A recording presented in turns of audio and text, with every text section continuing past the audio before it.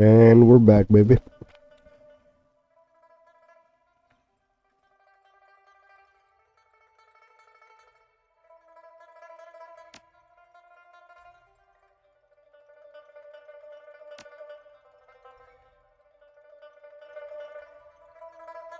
Man, is this wet.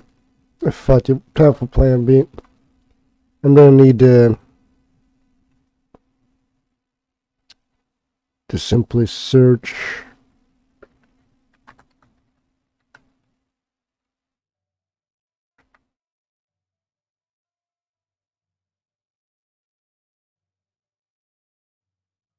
Background noise. Thank you.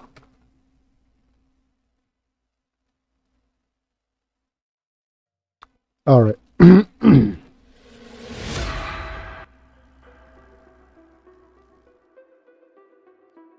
Nope, doesn't work. No, we need the fantasy. So we're gonna go Shadowrun.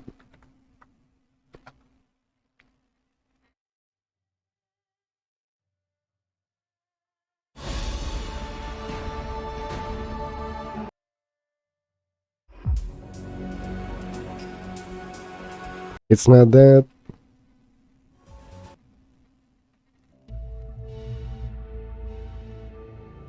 No.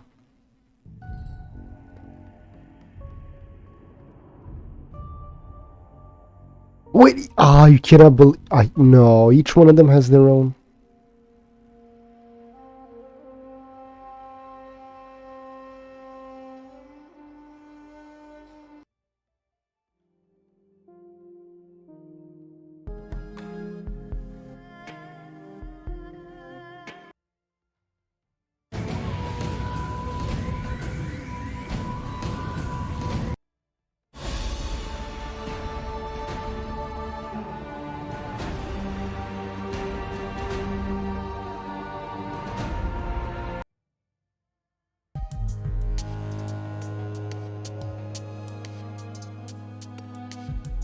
It's so.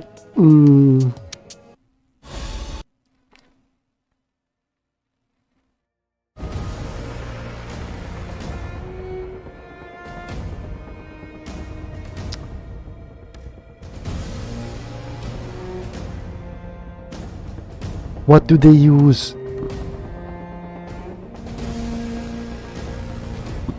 for main menu?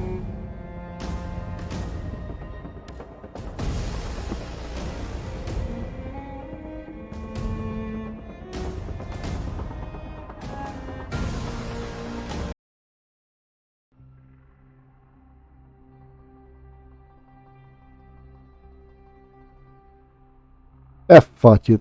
I don't really care. Most of you don't even care. So let us continue on. Let's see. Ah, yes, it was after Decon that we unlocked Isabel's. We got the key to Isabel's memories of the walled city.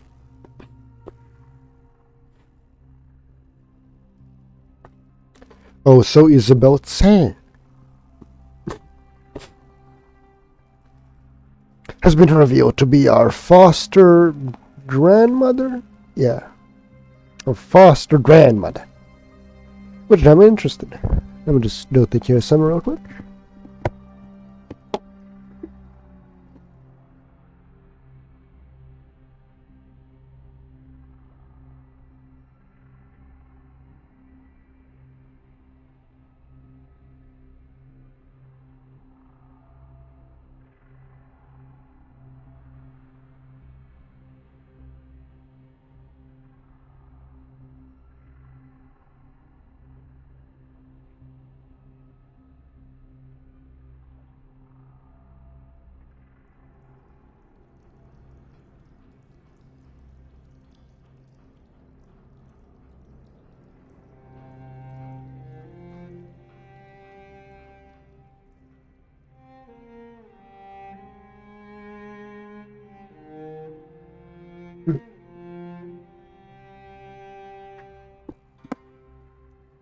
Alright, ladies and gentlemen, I've returned. Alright, let's see, what did we do last time? We talked to everyone, I'm pretty sure. Yeah, we talked to everyone. And, we did that one our job for Isabel. Now we do have to pick up another job. So, let's see, what kind of Sith Wave cyberpunk stuff can I just pull out of my ass?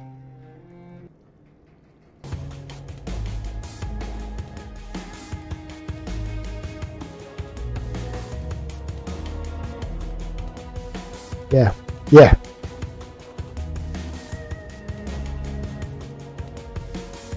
I'm definitely feeling this song.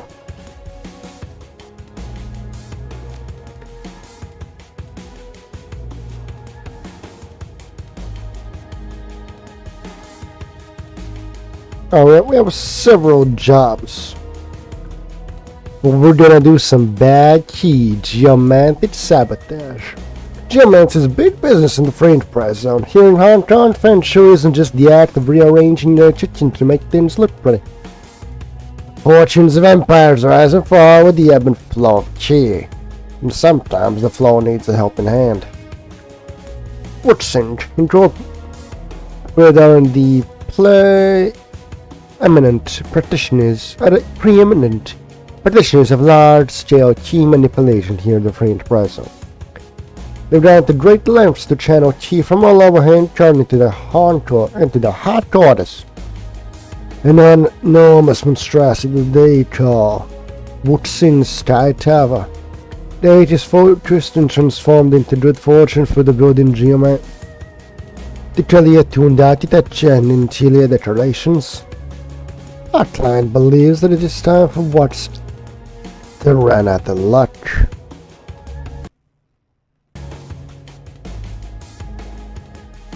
You have to infiltrate the start evidence of the flow of chi throughout the building. You have to do so in two distinct fashions. First, you must disrupt the Feng Shui, which is by subtly altering the environment of that level. This will consist of minor adjustments of desk, spilled water, and other small activities that are unlikely to be noticed. Ordinarily, even subtle disturbances of this nature would be noticed. This is why the client wishes you make a much louder demonstration in the rooftop garden. The garden is to be ransacked, utterly destroyed, set fire to things, uproot trees, that kind of thing. Our client has also specified that he would like you to destroy the large Buddhist statue in the garden, smash it into bits, and leave the star across the rooftop. This level of destruction will keep Wuxin's geomancy busy long enough to make more subtle disruptions will take effect. In addition to it will send the kind of message our client would like Wuxin to hear. We're gonna take the run. I love this one. It's a small job. Well, let's see, we got the money. Time to pay it. 88. Another visit. Now, if it isn't Brent's church. Something I can help you with, Brent? The elf is a hard sell look to his face and the cold stare somewhere adjusted to casual violence. The most striking thing about him, however, that glowing golden tattoo is the wrap from his forehead around toward the back of his head, just over the ear. I simply got there. It's not it, it's a spell. Your stone is flat, disinterested. The effects you with an intense stare. Marriage to too, the kind of thing you tend to pick up in the business. What kind of business is that? It seemed dubious of the off-guards of him. What do you think, man? Look at you. We're obviously working the same angle here in Huey. Name's Brent. Brent's Turkey. I'm a mage, one of the best in the hemisphere, in fact. Nice to meet you. I'm JermaSUS. But no. You really don't want to pick up the magical slot on your team? You can find me here. What's your specialty as a mage? What kind of bullshit questions are you interviewing me for some rep that CEDOs or something? Magic is about power. You can dress it up however you want, but that's the core of what it is. I'm a land magician and talk about spiritual in tune with the universe, relation highest state of enlightenment. Oh crap. The stronger your will, the bigger the charge. Now that is just window dressing. That's why I bring the vengeance. Fire, lightning, raw force. My will is stronger than steel, Kevlar, or stone. I do mage knows just how far they can push themselves and ride that limit. It's not the blessing of a totem or idol, but their own skill at knowing their limits. Just like an athlete. That's a remarkably open way of putting it. Why should I dress it up? Just because some people grasp at gods? Sure, they get the themic power from somewhere. But totems always seem to match shamans' pre-existing outlook and prejudices. Some people can't accept the power comes from within themselves, so they have to pretend it's been given to them. But it looks set gesturing in the air as he speaks. It's like this. We know we can graft the power out of the magical enemy. We can benchmark the intensity of spirits and astral energies. The entire basis of modern thaumaturgy is treating magic and innate science. We know how everything works, but the same is true for the quantum physics. Why should we assume higher powers are here at work when the science method can be applied to thaumaturgy? I certainly understand exactly just for answers in the heavens, but they're just the fearful as ever. Talk to you later, Brent. Love him. Look at that dancing. Oh, it's so beautiful. It's so beautiful. Ermine Chaffai. Gantive save. Now, gentlemen, we already got our Ares operative gear. No. Let's not kid ourselves. We're here for the best. An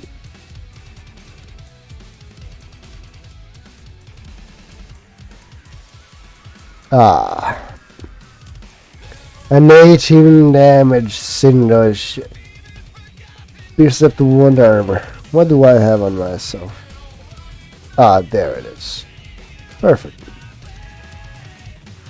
As for rifles, 11 damage, 32 cap. This strips to armor. Oh well.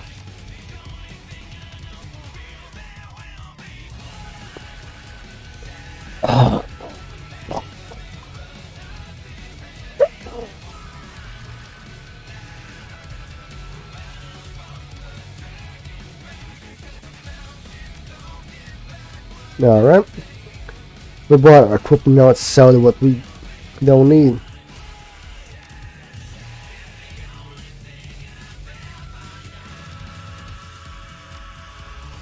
Oh, there we go.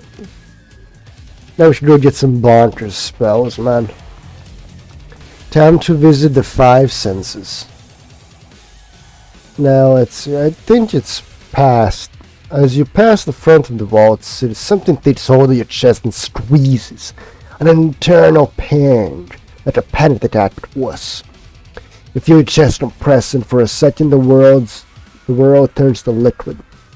It takes all the effort you can muster to just keep from falling over. A troubling patch of images flashes before your eyes, fragments of dreams and sense memory all stitched together. Playing a loop in your head. Walled city's residents nearing. The churn of sound of drying gears, linen buildings, soiled streets, using needles on the sidewalk. The images come faster and faster, teeth, thousands and thousands of teeth. Roman barons, the first man you ever saw killed. A cross survivor over a shimmering bell. Mentioned at age 10, his legs pumping, running for his life from a pack of Halloweeners. Such an anatomy that doesn't make sense to your logical mind. A door, heavily industrial door. Something is written down in fade yellow paint, but you can't make it out. And just like that, the slideshow ends. The images fade to nothing, return you to hellish streets. The outmost facade of the wall city towering over you, huge and oppressive. A cloud of kindly chance. Blue lantern pass you by, oblivious, so the event just took place in your head. Try to watch it off. You take a step forward, then another. You still feel woozy, but you don't need to take a knee. The event, whatever it was, is over. Your mind's your own. Alright. Where is the 5 senses? Should be down the street. Right? Yes, it's right up the street. This here, that there's the cyber tech. It should be over here then. Near Spider Shen. The ever illustrious monk. Never mind, it should be over here then. Right? Yeah, here it is. Oh, it's not the locals. Haven't done that in a while. As you approach the small landing, you see a free man, 2 elders and a youngster. Hunched over a doorboard. You judge the position of the 2 white-haired men, white-bearded men, and the black-haired man. He's almost comical. Together the 3 resemble the small black and white stones of the game. Despite the variety of being distractions, the 3 men remain intently focused on their game. One of the elders, a round-faced man with a different smile, carefully picks up a black stone placed on the board. His opponent snorts and a small smile flashes across his long face. Almost jealously, he snatches a white stone and deposits it in the board. The smiling man groans, and the long-faced one proceeds to touch several black pieces of the board. Ah, you got me there, Jin.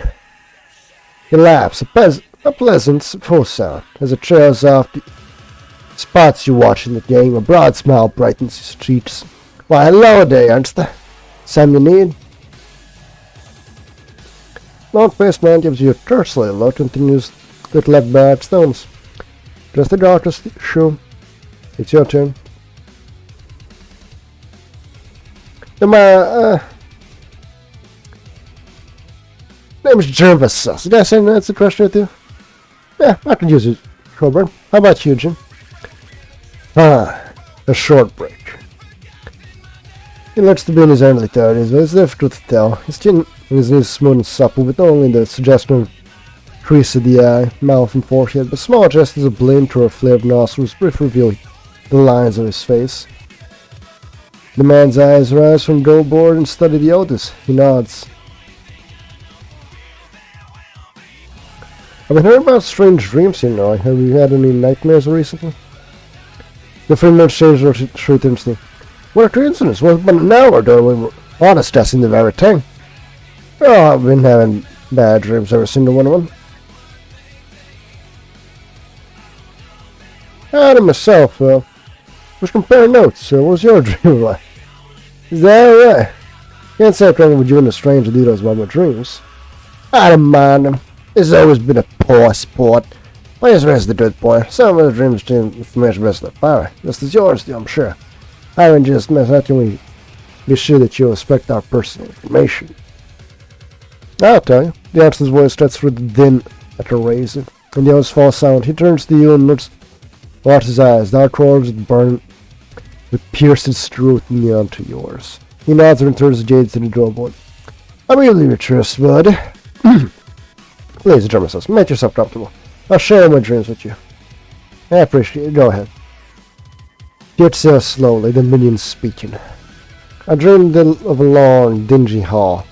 When faced with such a thing, one generally walks its length, so I lifted my right foot and placed it in front of me. But upon taking that first step, I found myself instead drawn down an alleyway to my left. It wasn't there before, this alley. It appeared only as I began to walk. As I moved down the alley, I found myself surrounded by friends and loved ones. They all stood there, silently, watching me with smiles on their faces. As I passed each one of them, they fell to the ground in my wake, dropping like puppets with severed strings. Somehow I knew that if I followed the road to the end, that would have been everything I ever dreamed of, but I walked before I could reach it, with both hands in his lap. There was a moment of silence before Shu's speech said, "Those of which he's having drained away." I too saw the long hall. My own experience was different, however. The hall was far off in the distance, and I was looking down on it from a strange angle, as though I was perched on a wall high above. You know, young man, JermaSUS, you look very much like the person I saw walking down the hall. He moved steadily down the path, walking at an even pace. It is behind him a great and terrible shadow followed. Of course, I didn't have the best view from up there on the wall, or whatever I was. It could have been anyone. Perhaps it's all my mind seeing things. Finger facing misremembering the dream. Alright, Jin. Go ahead. That changed my mind. I want to share my dream. Nonsense. What? The dog? Inflation.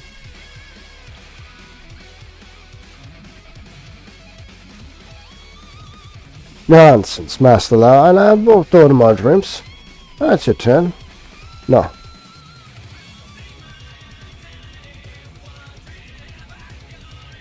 It's fine, I've done anything I don't want. See, straight from Ozma, I don't have to.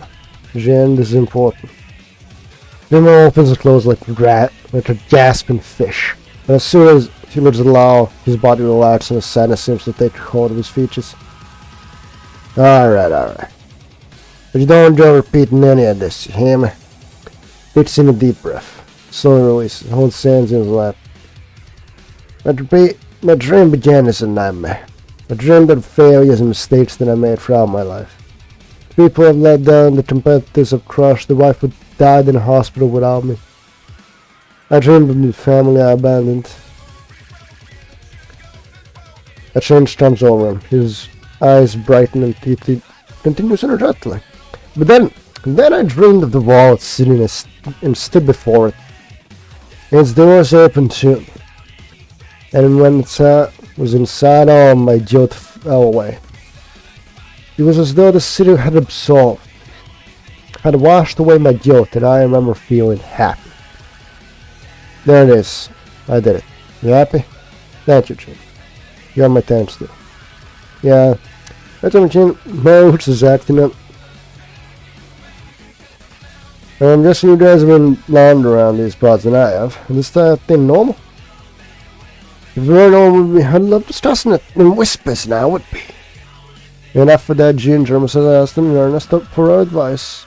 He deserves a proper response. Please forgive our friend. Better years have left him suspicious about this. And the answer to your question is no. Absence has never been uncommon, Hoy, but these recent visitations have been strange, different. The doctor, more vivid, stronger than normal dreams. Last night I felt consumed by the sense that something was coming. While my friend here felt a sense of relief and excitement as their dreams ended, I felt as though I was sitting on a precipice of some vast and terrible chasm with a void yawning beneath my feet. But then, these were just ramblings of an old man. Please forgive me. You speak wisely, Shui. It is foolish to embrace a thing that you do not understand. What Jin and I saw in our dreams was alluring, but so is the light to a moth. Your instincts are still strong and sharp, my old friend. It is wise and rested. Thank you. I cannot hope that these dreams do lead to something beautiful. There's already enough deception in the world. You want your backdoor game now? I don't want to cheat you. Of course, stop by again sometimes, JermaSUS. Your company has been refreshed. Thank you. Good luck with you, Jim. See? Alright. Time to go inside the six senses. Crafty Jew.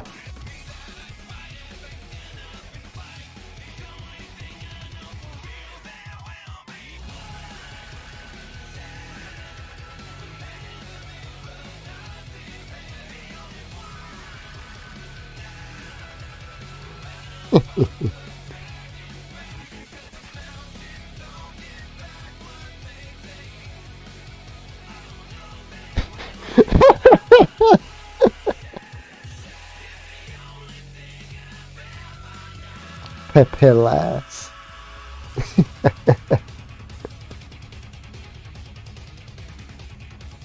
I cannot believe someone in my presence is playing water. Oh shit, I was about to play. Whew, save myself.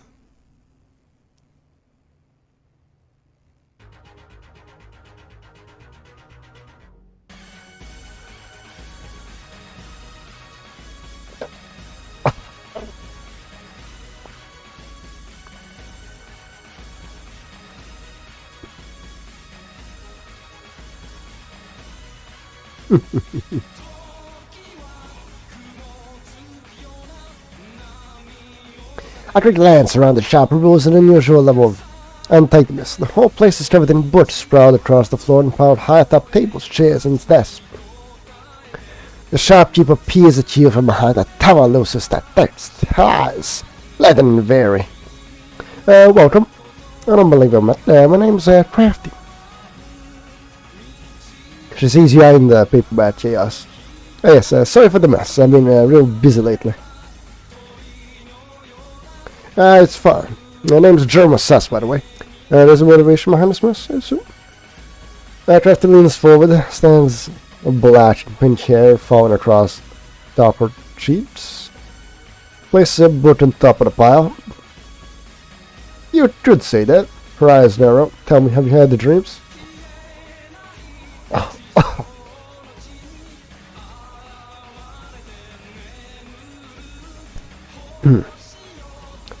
Definitely, 1-1. She seems satisfied with your answer in the way so he pushes a strand of hair behind her ear. My mother was an avid researcher of the Vault City. She kept extensive journals of her findings, a sweep of hand just as to the entire shop. These dreams we're having, they're commonplace in the Vault City. But ever since they started leaking into her, I felt something was wrong. Against my better judgment, I've started reading her. Wait a second.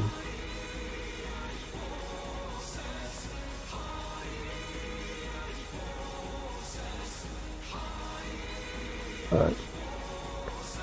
I started reading her notes to see what I can learn from the dreams. I was thought her tears were just ravens of a mad one, but now she leans back to place her hands behind her head for support. Yeah, the investigation's still underway, as you can see. Nothing I can do. Her eyes search your face. After a moment, she nods. Tell you what, you can keep the investigation going on your end. I'll share what I've found. Two minds are always better than one, especially when it comes to dealing with something as abstract as dreams. Let's see what you're selling. Ah, yes, look at it. Spells, outfits, everything.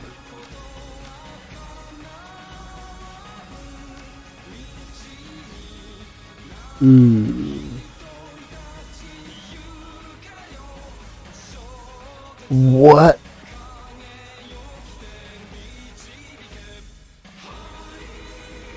Look at this.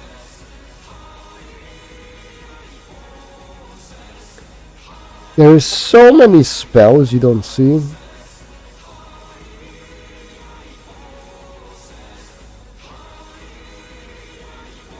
What's the difference between heal 2 and heal 1? Oh, the cooldown is shorter. Looks like the aim only goes up to 2.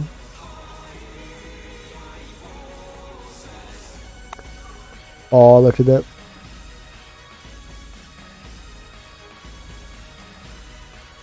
This is just a superior version of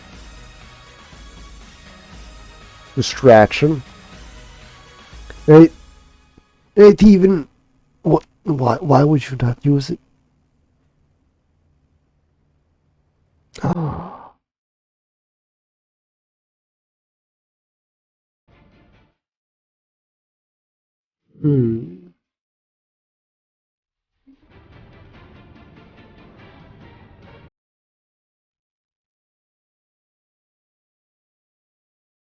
I do not know if we can equip.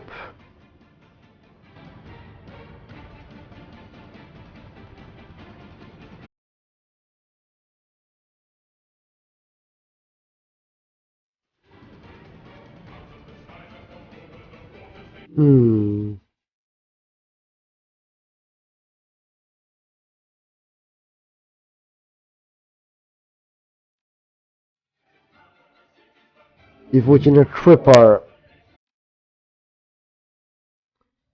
friends with the elf. What?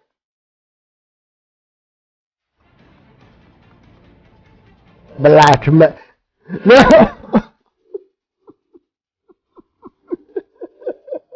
No. How? No. Give me a second, Johnny wants something.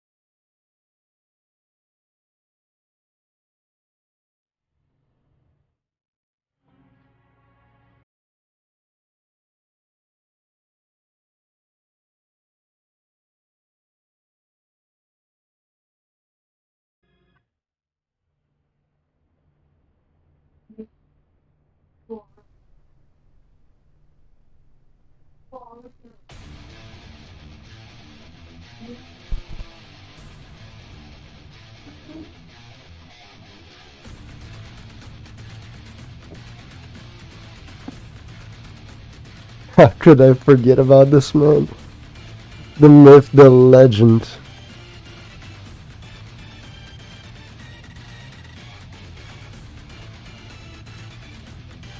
How?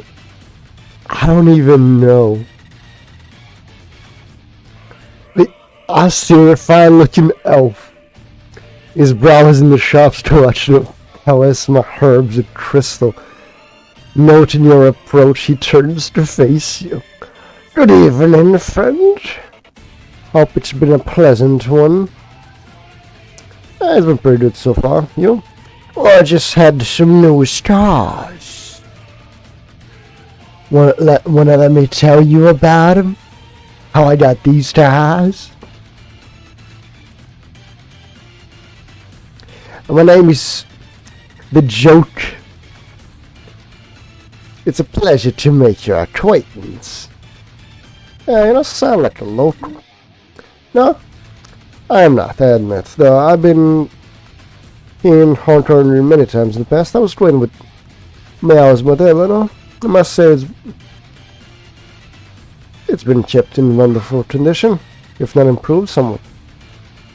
I can't quite place your accent. I've been traveling my entire life. I haven't really stayed in one place for long. I would consider nowhere and never remember home. When you speak as many languages as I do, it's never that you begin to bleed together. I don't always had a particular fondness for character news. There's a really good quality for any languages you match. You've been in the vault scene? No. There's a the finality to the Joker's tone. He pauses for a moment before elaborating. I looked around outside and spoke to some residents who trade at the edge, but I have not entered it. The misery and hopelessness of those within is overwhelming. Now I would prefer not to venture too near such a well of negativity, but those emotions have colored and warped astral space in a unique fashion. One that is well worth studying. I'll be careful. Such a waste of human potential. To think of all those ways that people would have And fate have failed those people. You got interesting eyes. I'll see you later. We do not talk to crazy people. Let's see, we talk to those guys. They're not crazy. I am not crazy. If it isn't a reliable match, you and I don't care about him. Wait, where's Filipino girl? No, Filipino girl. We lost the Filipino work. Never to be seen again.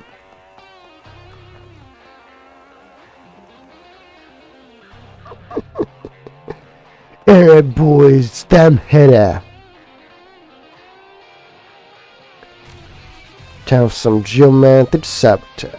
We're bringing in the usual crew. The shaman. Oh, look at that nice place, space for we can equip.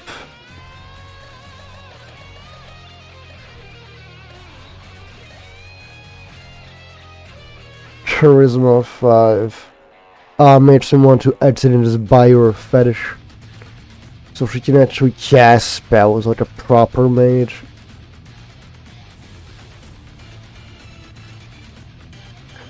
Still, she will work.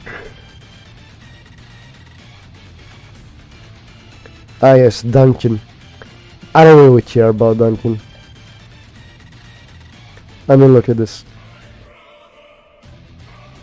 I mean, yes, he's a tank, but everything he can do, Gaichu can do. Gaichu has superior strength.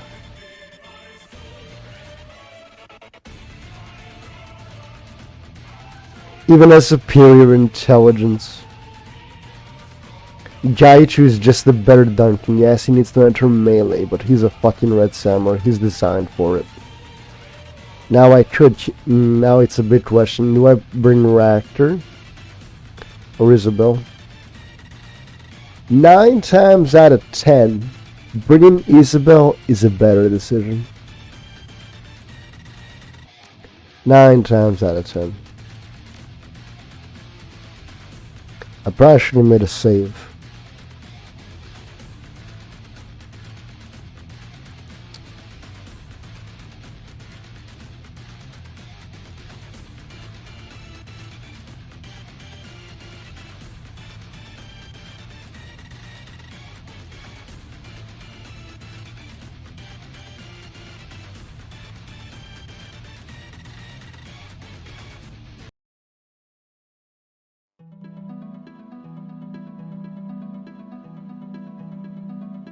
Alright. Which duties? It simply flies over the tracks towards Aberdeen. Monsoon humidity clings to your skin as it followed you from Hoy. Or perhaps it simply sunk this far into the earth, penetrating stone and machine, rousing the acrid smells of horned corns on the ground in its wake. You've been handed a promising job, geomantic sabotage, with no objective to stop the flow of Woodson key to destabilize the corporation. Your client is especially keen on the idea of Woodson's famed geomancy being used against it. The ultimate humiliation.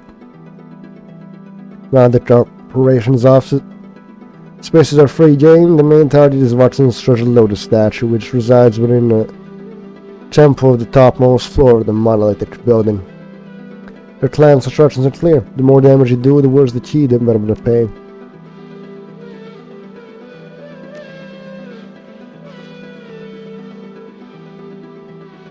Requires Conjuring 7.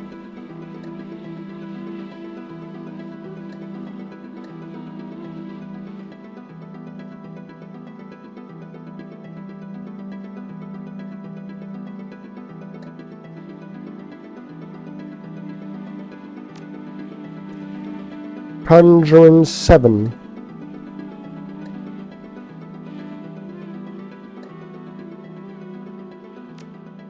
Robert, please tell me you have a Conjuring 7.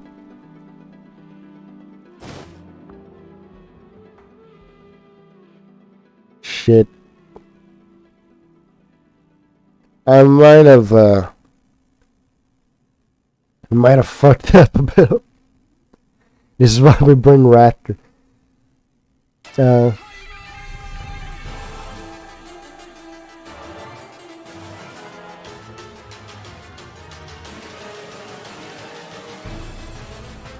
Alright, now we got some proper music. Let's kill these people.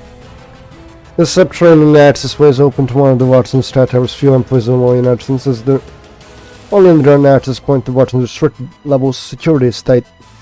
It's unheard of unauthorized personnel to reach the upper levels. Naturally, that's where you're headed.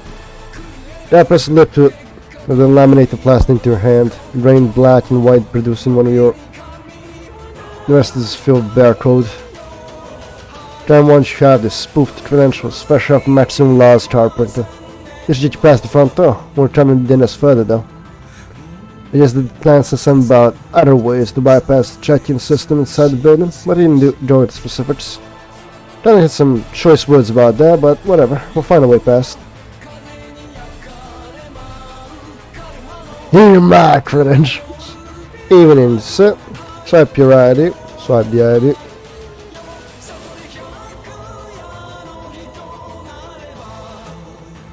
Yours just told so it's about you. His eyebrows as he observes your company. You realize the terms won't allow you access for 410. Of course, I have few new credentials with guest privileges waiting from inside. That's why I'm here, to pick them up. Alright, now and grab your friends at the check-in terminal. Have a good night, sir. Alright, this is where we pull this. This is where we save.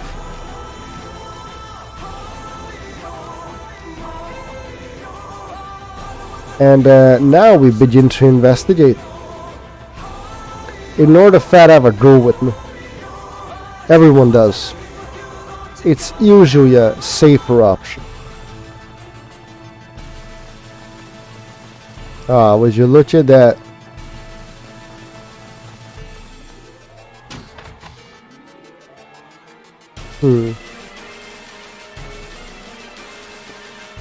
Now, would you look at that? Employee check-in. Check-in. Who's entering employee spoofed ID?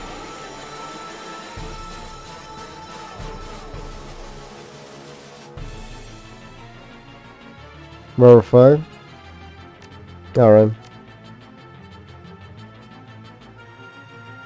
Security guard, security check. Alright, I got this. Don't worry, I got this. How is about Jackian?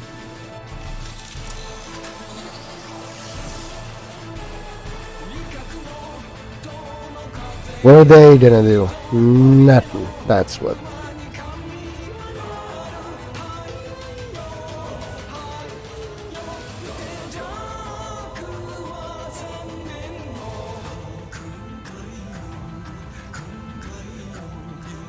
Alright.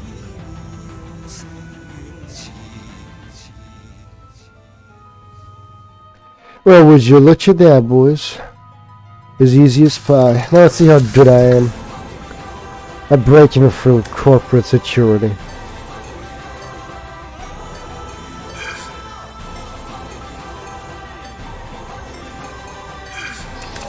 Alright, double M, W. And what should that? Took us 5 seconds.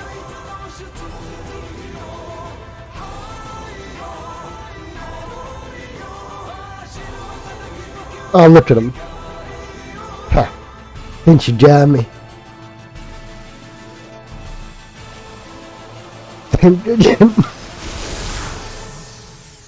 Didn't you yen, bastard?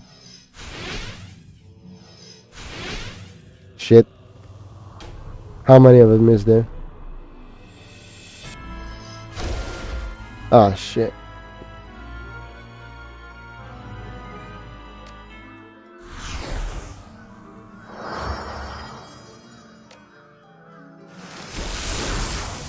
Alright, we killed it. Now in this situation it's better to just summon an assassin. Because the assassin can assassinate.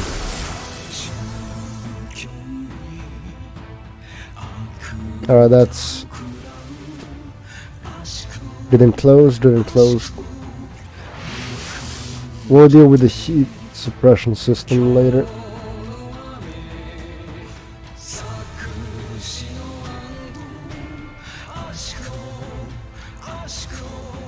Alright, one of the better options here.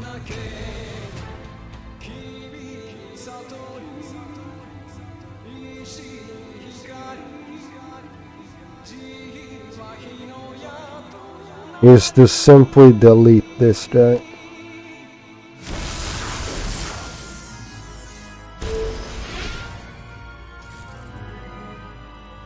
And we're safe to go. Ah, yes.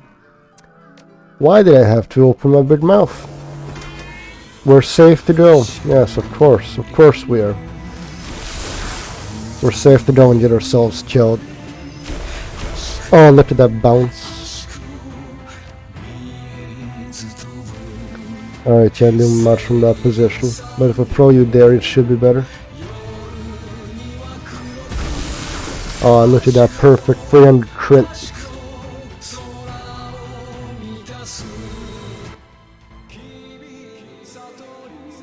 We're fine. Don't worry about it.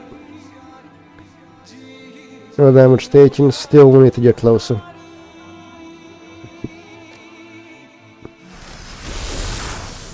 $100 damage. Miss. Access administrative override. Perfect. We access that and we can just make ourselves new privileges.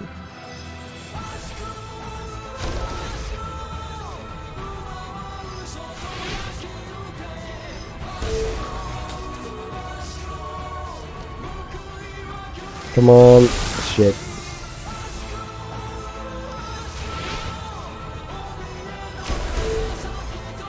Even better. That is our only option.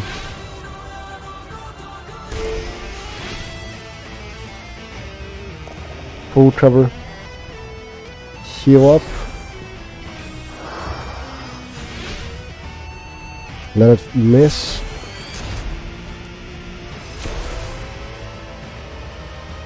Now, in theory, we could just farm system trace off with that guy, but we won't do it. We have some respect for the game. Let's see.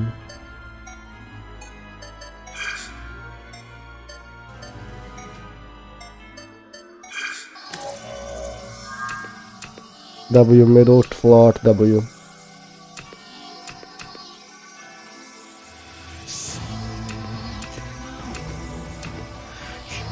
It's this one. It was the only other one with a security override. My favorite type of override. And we can even go explore the other direction. Ooh, what's under all this protection? Look at how large it is.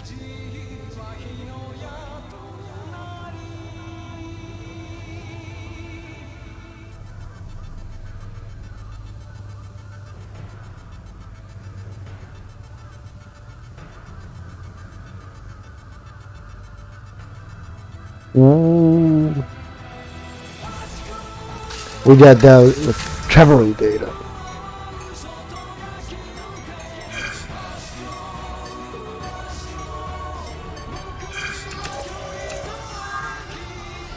Sound clock. Nice and easy.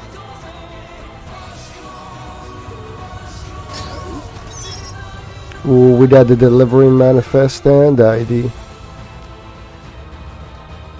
We got spoofed ID, we got tell about someone going when our first displayed in the museum to be worth some yen to the red buyer. After watching the files detailing the RS Microtechnology Project 221 and Complex 86. A digital authentication won't open any doors, but it does grant access to Watson's intranet. Digital manifest, some shipping requests, as well as a AD badge, each pass basic master. It's worth selling Powering for his pay data is what you know the breakdown. Cool. So essentially what we got is money.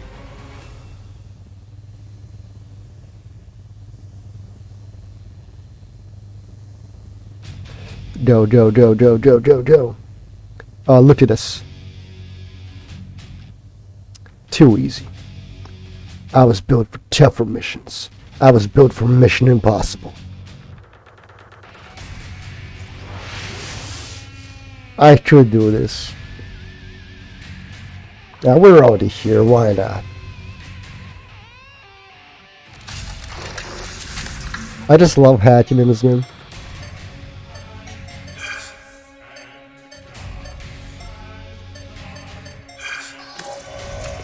How much for clock? How much for triple clock? This is only triple clock. Boom, nice and easy. Only 20 off? What a scam. Then again, it was just one touch.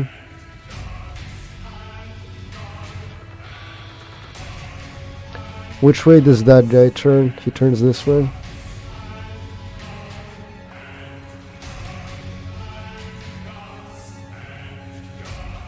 Go.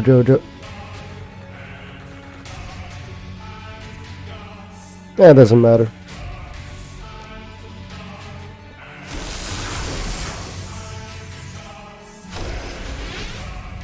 Go. And there we go, baby. Nice and easy. Now all we need to do is use security override, get admin access, alter existing credentials, and boom. Now we can just go wherever the fuck we want.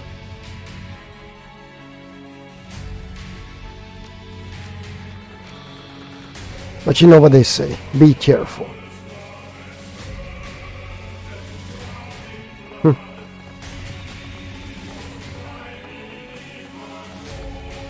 Swipe and boom. Nice and easy.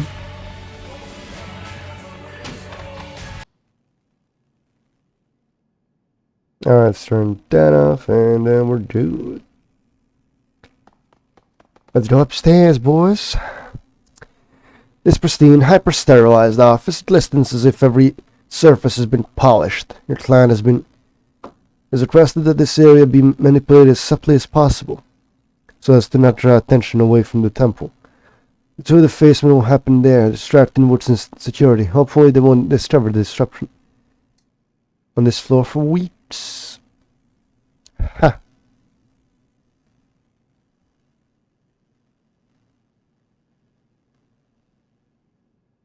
Fucking love that.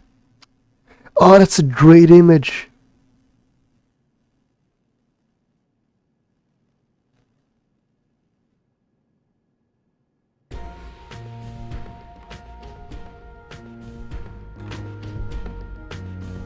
We got Bad Key in the background because that's the name of the mission.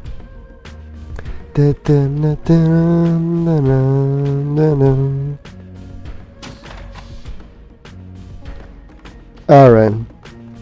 Now let us influence the key point. I've got some people with me. Alright. We've touched the cactus. We have peed in the pond. We have peed in the fountain. We overload the generator. Shit. We'll overload the generator later.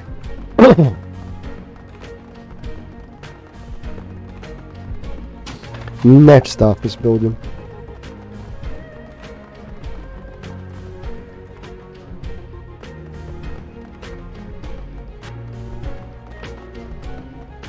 Oh, key point found. Ah yes, subtle. No one is gonna notice that.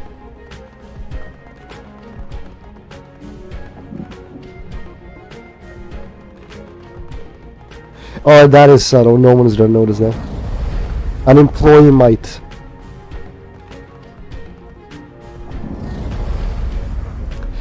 That's noticeable as fuck. You see, we're getting better at this. This is the big.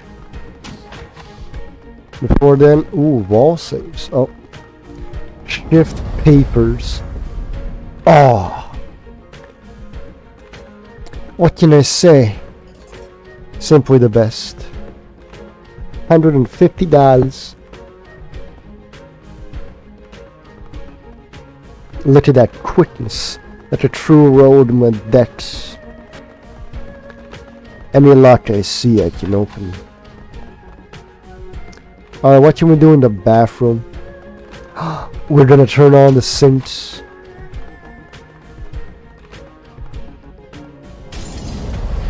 No, we...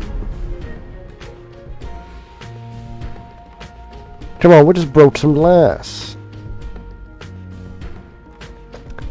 Don't worry about it.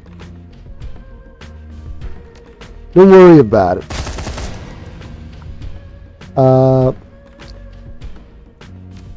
Right, chill? Chill the fucker. Water stance. He's about to practice shooting, right?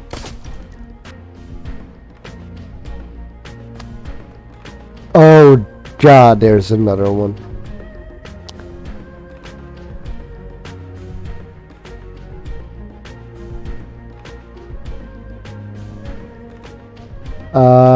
Boost accuracy. And hope he doesn't hit from that distance.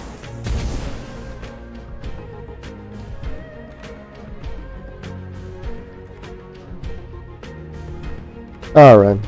Who wants a piece of the champ? 18 damage. 15 damage.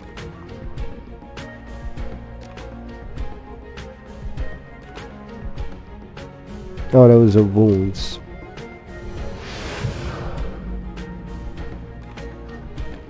Raichu.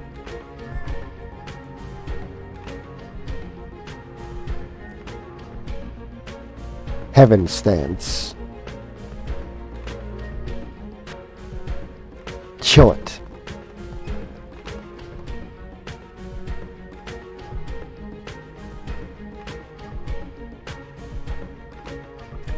I am sorry. What the fuck was that? Chill it.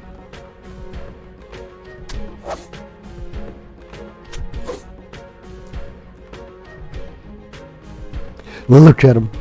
Hunting them down. I cannot believe this.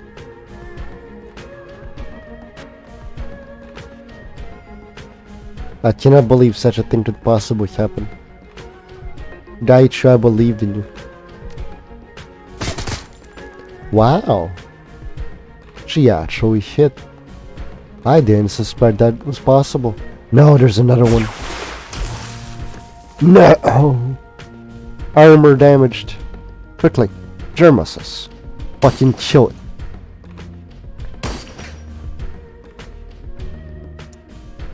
Get in cover.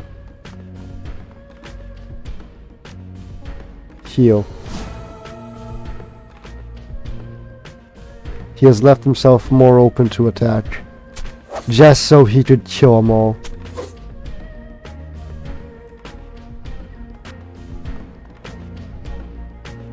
I could have switched them to a different stance. I could have switched them to metal stance for bonus defense. Oh no.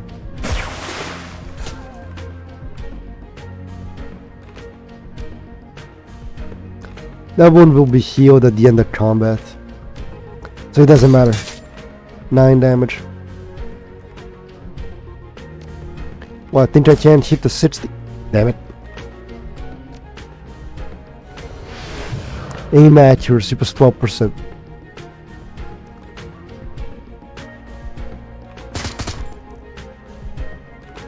Alright, beat the shit out of him. 20 damage. Chill. There we go. Nice and easy. This broker mirror got 7 years of bad luck. Alright. A pedal weapon sits locked in a stand. Its locking mechanism is seemingly tied into the weapon's operational safety to forcing it to change. Ooh. Artemusa. Search floor plan documents. Amidst the documents, a few nuggets of information stand out. A few dedication to the Watson building's key details, JermaSUS plans, and way to increase key flow. Apparently, the Watson. It appears that Watson has already made hundreds of minuscule, just a handful of not so minuscule adjustments to its floor plans and building infrastructure. A recently updated file marks its project to add new water lines to the temple's fountain is complete. The document ends with a large list of future modifications that the company has queued for completion, all ways to improve its position. No.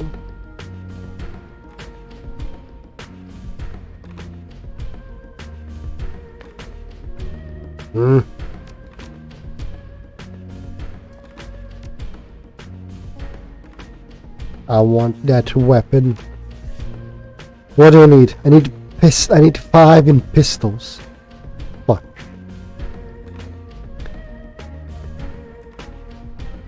Or 6 intelligence.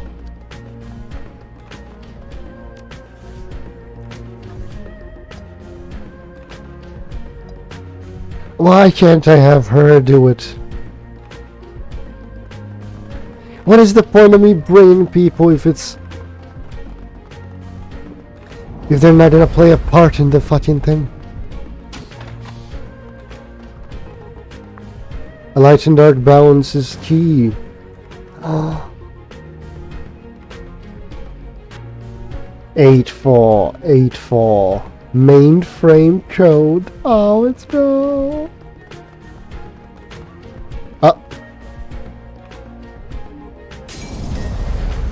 We're just breaking stuff. Temple access card.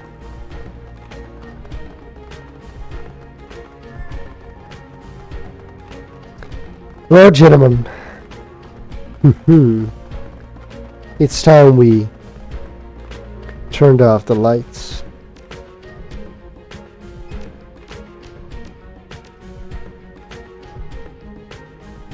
Overload.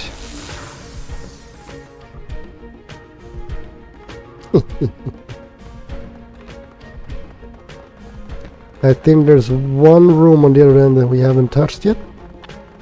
Yeah, this room.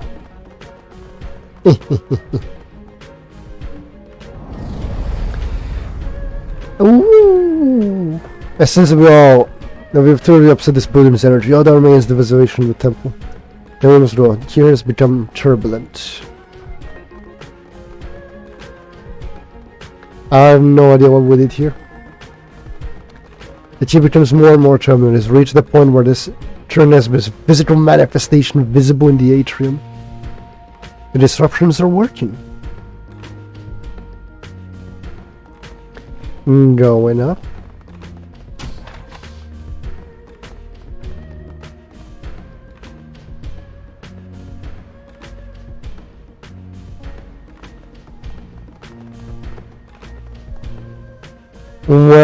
Well, if it isn't 2 freeze 4 spirits. Negative key, -1 willpower.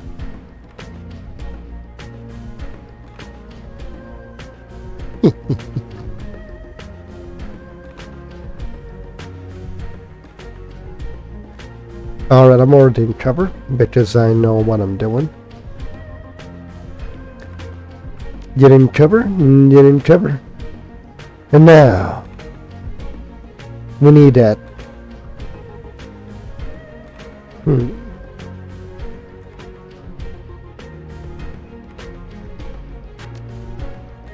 Boost my accuracy. Probably should have boosted hers, but well. Damn, nice shooting, Dex. I date you.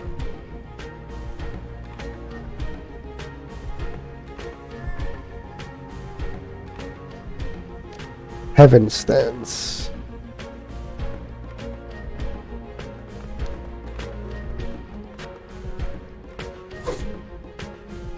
You shall move forward like a raging river.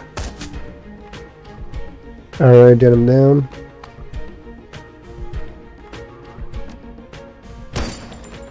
Bound air spirit. Fuck you.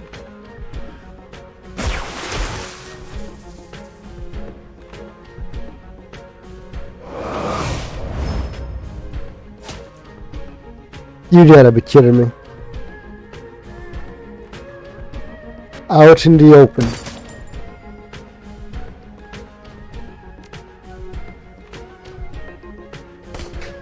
Damn it, 50. You. Heal him. Shit.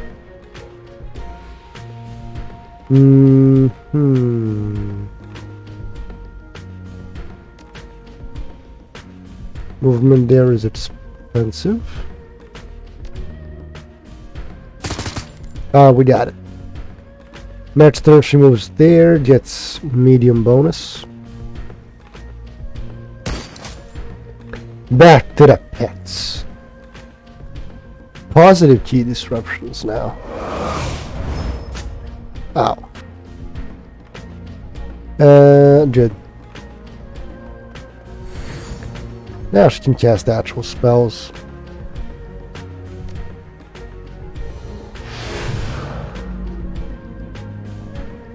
JermaSUS. And that creature. Perfect. Now on this creature. Nature. Heaven stance. Transition into spirit murder. Shoot gun, Isabel. Oh, that was easy. But I suspect there will be more to come. I've seen one human in this area.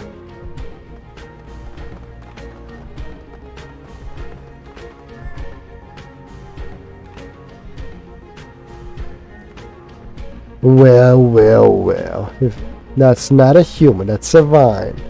But that's a spirit. That's a headshot. Or as the young ones like to call it, a shot to the cranium. Right, you just go chill it. Oh, look at him. He is coming after the spirits like an exorcist. Shit, he's been in water stance. Nice shooting, Tex. We must set fire to the garden.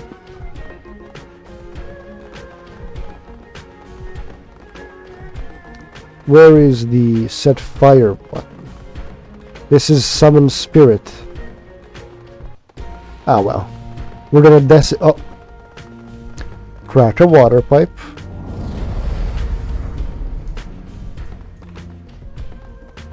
We're truly gonna destroy this place. It's gonna be like the end of the dollhouse stream with Jerma around. He's just gonna break the... Ah, there it is. Alright, he's set fire to the building now. There is little they can do to stop us. There is nothing they can do to stop us.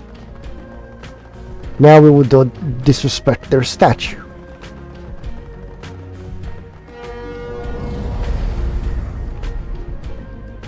We have done thing. It's that. Now we get the fuck out of here. We're gonna use this side because we have a spirit summon in there in case we need it.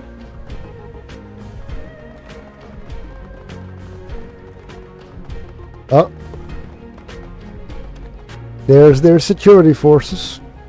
A well-dressed man steps forward. His peers start smuggling your direction. His clothes are smart and clearly expensive, but the lack of typical pattern worn by guards and thugs. A quick look at his associates reveals the same style. Mages, On behalf of worsening, Inc., I have been instructed to prevent further vandalization of the company's property and assets. How about... They never specified how, so what we do is the easy way. Leave no survivors. Oh, look at these mages. Look at her. Look at them. They're basically naked, running in bullets. They're running into bullets.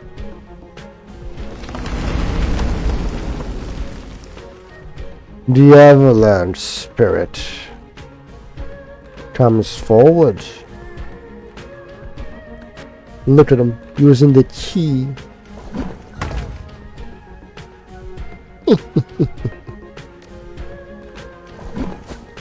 Ah, shit. I would say that was almost useless. Get into cover. That's your day, you. You're gonna go fuck some people up. These are mages. They don't know shit about combat. Alright, Isabel. Let him fly.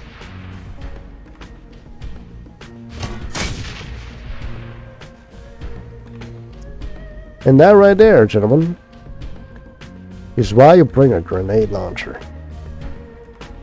To most situations. Dead. And, almost dead. Ooh, a 7 HP heal. And he runs away like a pussy.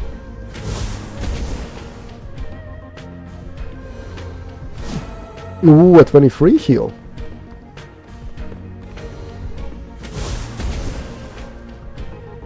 Doing better, doing better.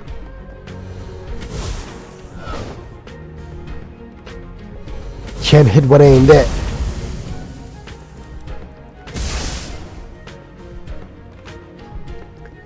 I might have spoken a bit too soon.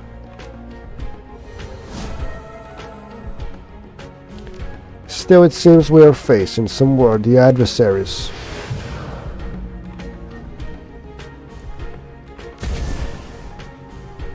T1, if you would please.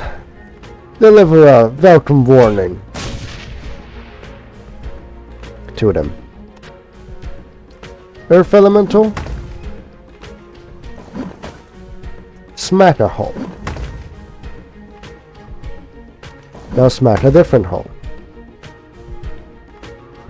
And Jerma.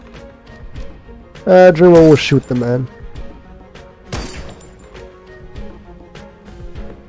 Alright guys, so let's see, this is a water stance. Heaven stance. Chill. Oh. 37 damage?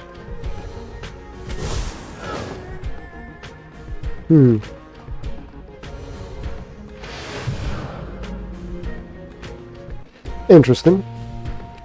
Interesting. Nitro, please end the man's life. I cannot believe this. Heaven stance was supposed to be impervious to such trifles. Oh well.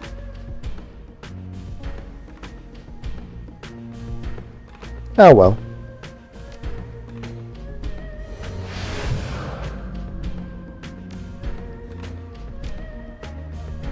Actually going into water stance.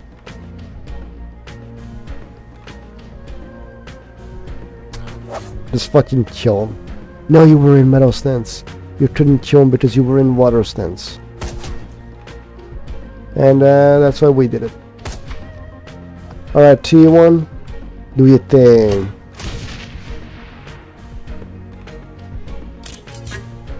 Damn it, T1. As long as they don't concentrate fire, we're good.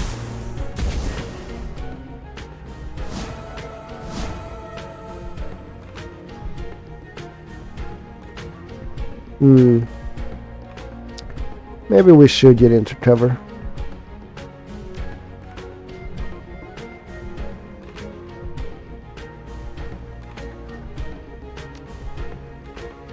Maybe. Still, I blame you for not picking right armor for the situation.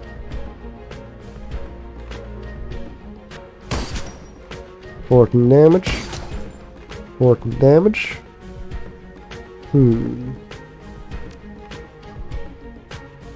Alright. That was the worst miss you could have had.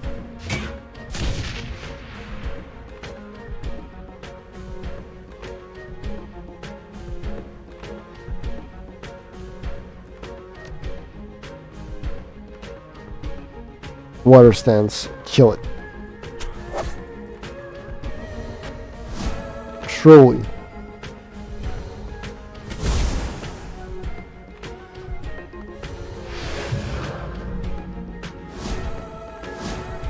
Truly the greatest the Red Samurai have to offer. Heaven stance.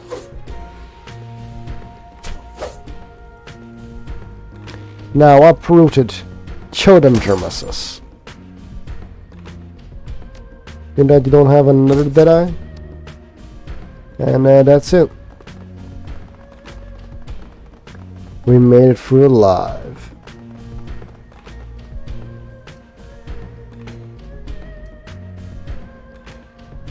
I felt a lot of things I've never seen or felt chi this way. Imagine this is what it feels like to be. What it must feel to be an attuned person in the Vault City. Must be unbearable. And just land down, we're home free. Short little mission. I love it. Watson doesn't know what hit him. Won't know what hit him. The embarrassment of their own GMS stance there against them will sit unfavorably on the tongues of Watson executives, and maybe even get a few people terminated. They'll know it wasn't just the building you battered. You were sent a message. Everyone has a weakness that can be exploited. That change in Feng Shui should keep them spinning for months. The complete disruption of the Qi and destruction of their temple will cripple the energy at this branch of the company. And with much sin focusing on restoring their temple, it will be a long time before they discover the full extent of your assault.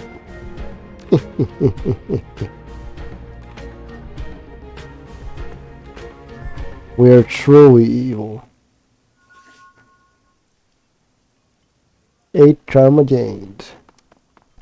Hey, what can I say? Always the best for my people. For my crew. Back to the Kraken we go.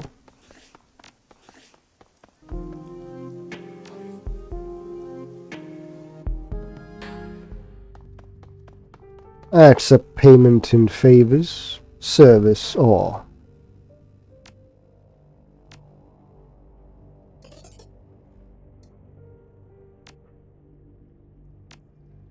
anything else, really. Alright, so here's the plan. We sleep, we talk, and end the stream. For the first time you wake up feeling well rested and satisfied. Thoughts in your rooms were glorious. It's as though you've spent hours clamped up in a confined space and you can finally stretch your legs. Push yourself up and touch your feet to the ground, but something stops you short. Your mouth. Something is wrong with your mouth. Investigate your mouth. You reach your hand up and run a finger over your teeth. It doesn't take long to find the source of the problem. A molar on the upper left side. You apply side pressure to the tooth and it slides out of your gums with no resistance. As if nothing was ever holding it in the place to begin with.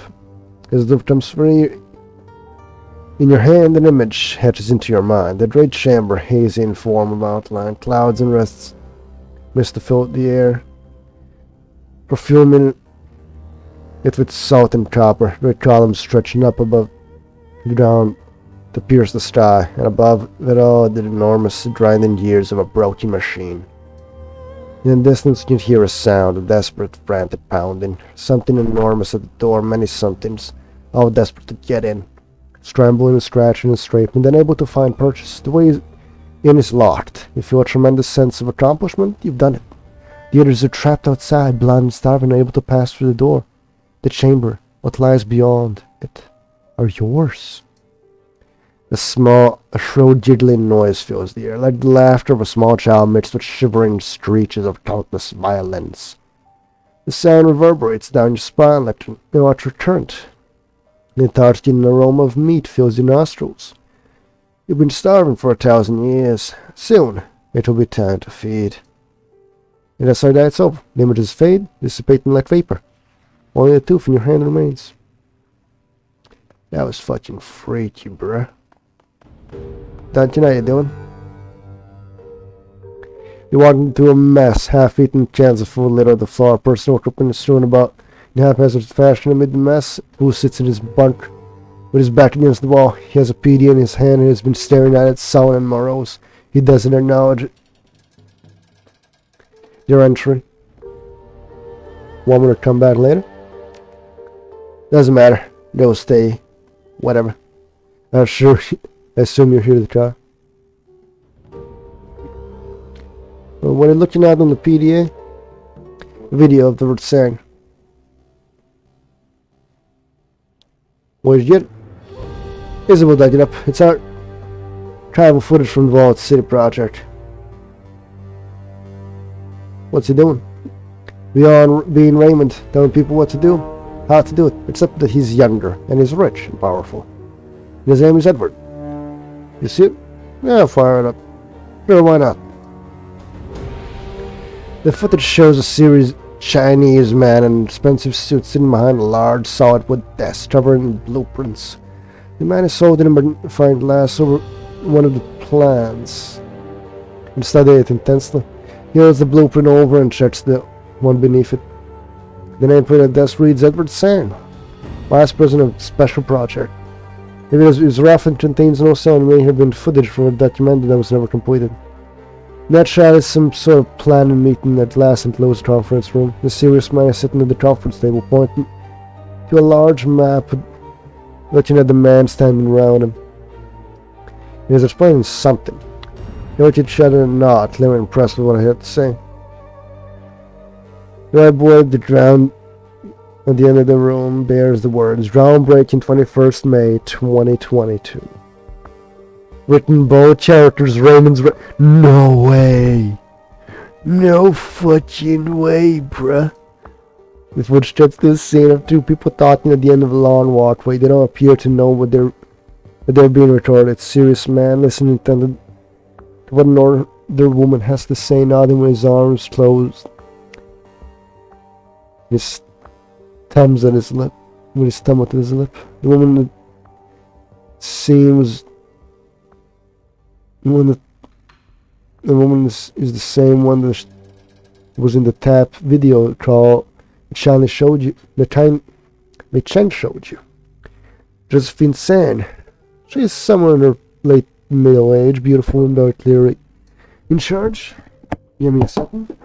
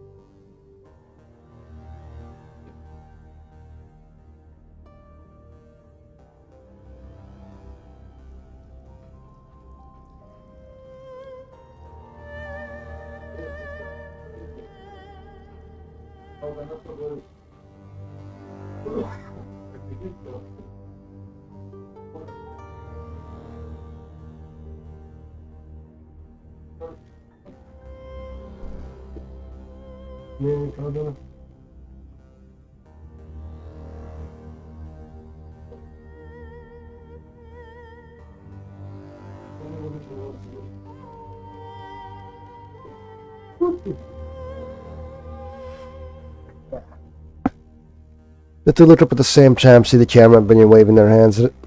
For it to be turned off. The one appears are angry but cold. The video ends. Who is that guy?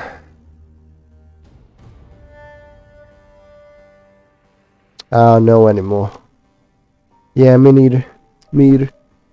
We find the plastic placement would get some answers. Until then, Raymond Black is Raymond Black, and this guy is someone else. Been thinking about the way you and Raymond used to butt heads. What about it?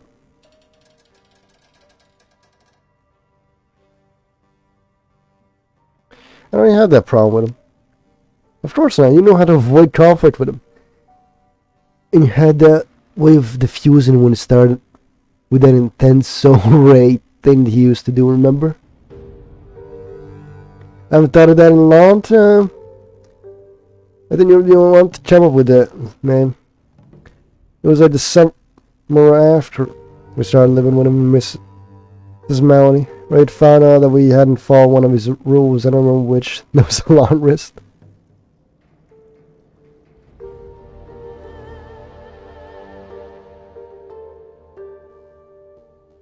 Then was when you broke one of... You found out you broke in this no dating until you graduate rule.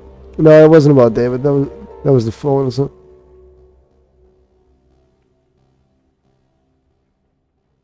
It was about smoking. Yeah, that's right. I was smoking. It was pissed at the fat kids who smoked die faster. So just to be obstinate, I told him I liked this one. And when the energy... I think that's why I was so resentful when you took off, especially after Miss Johnny died. You were the only one who would get through it when it became intense so rare.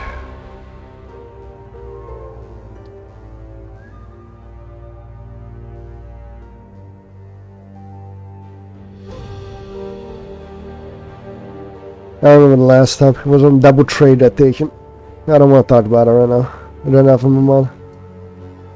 Alright, we talked to him. Now we go talk with the rest of the crew. This usually takes about like half an hour, maybe.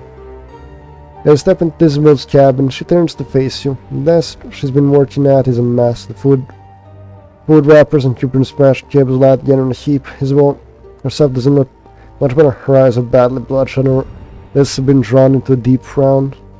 You're back, hey. What do you need? Are you holding up? Not great, I'll manage. Is there nothing I can do? I seriously doubt I appreciate the offer there. When I unlocked those old memories, I told you that they were crystal clear. Every detail was perfect. It's still that way, and I think that's always done me.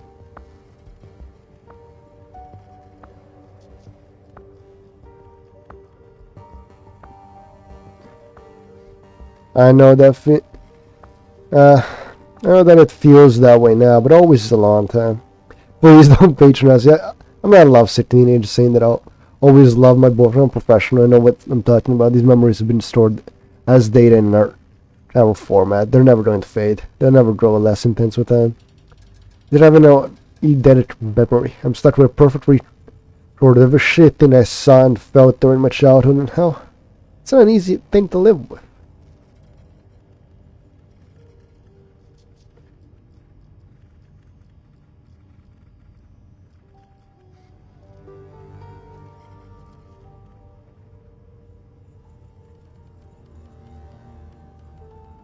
Alright, this is like one of the promising options. If the memories are this bad for you, we can lock them away again after...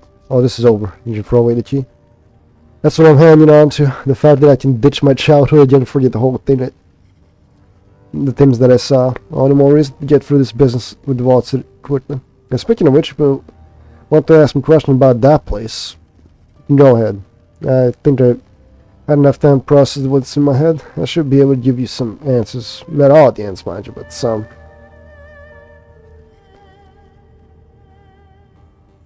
Alright.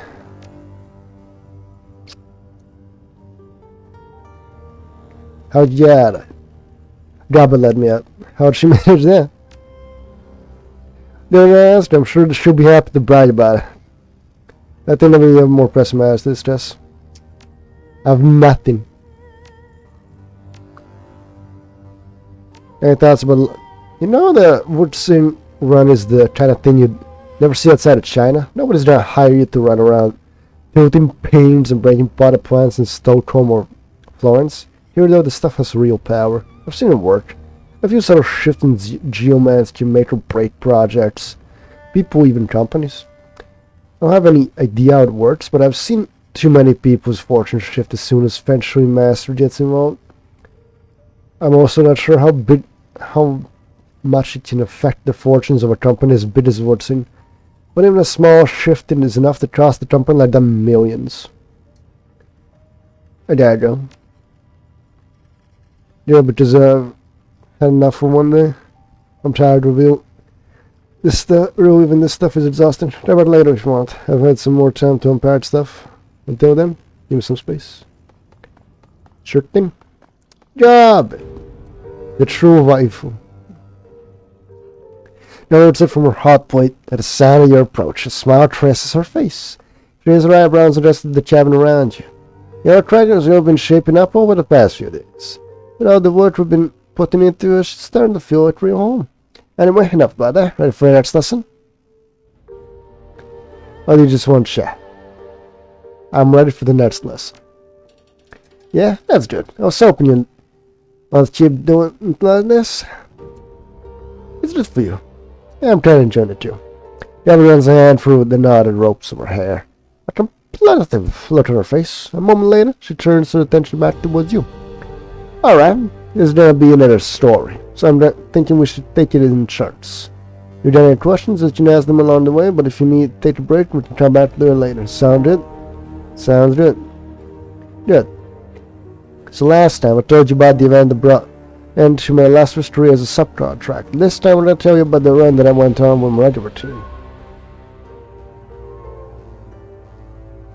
Was this where he started running with Isabel? No, this was long before he hit the streets as a runner.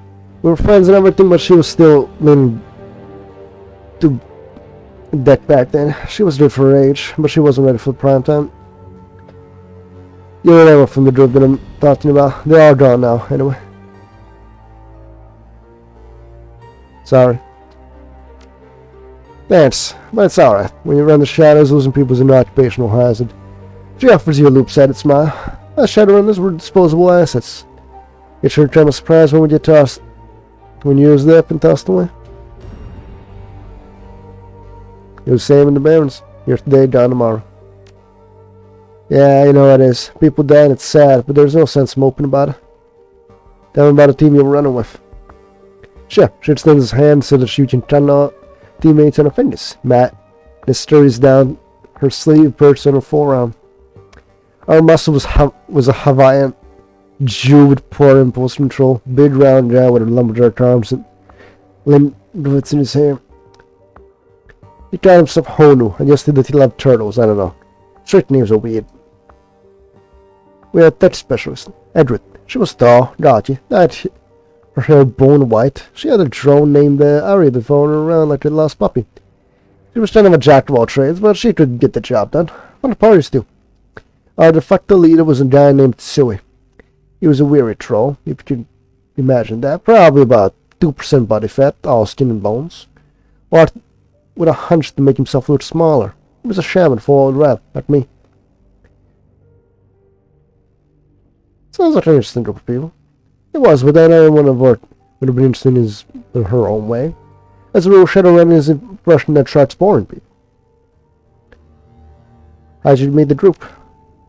Few mutual friends. We actually all lived together before we decided to start running as a team. There was this floating squadron that's coming out in the Horn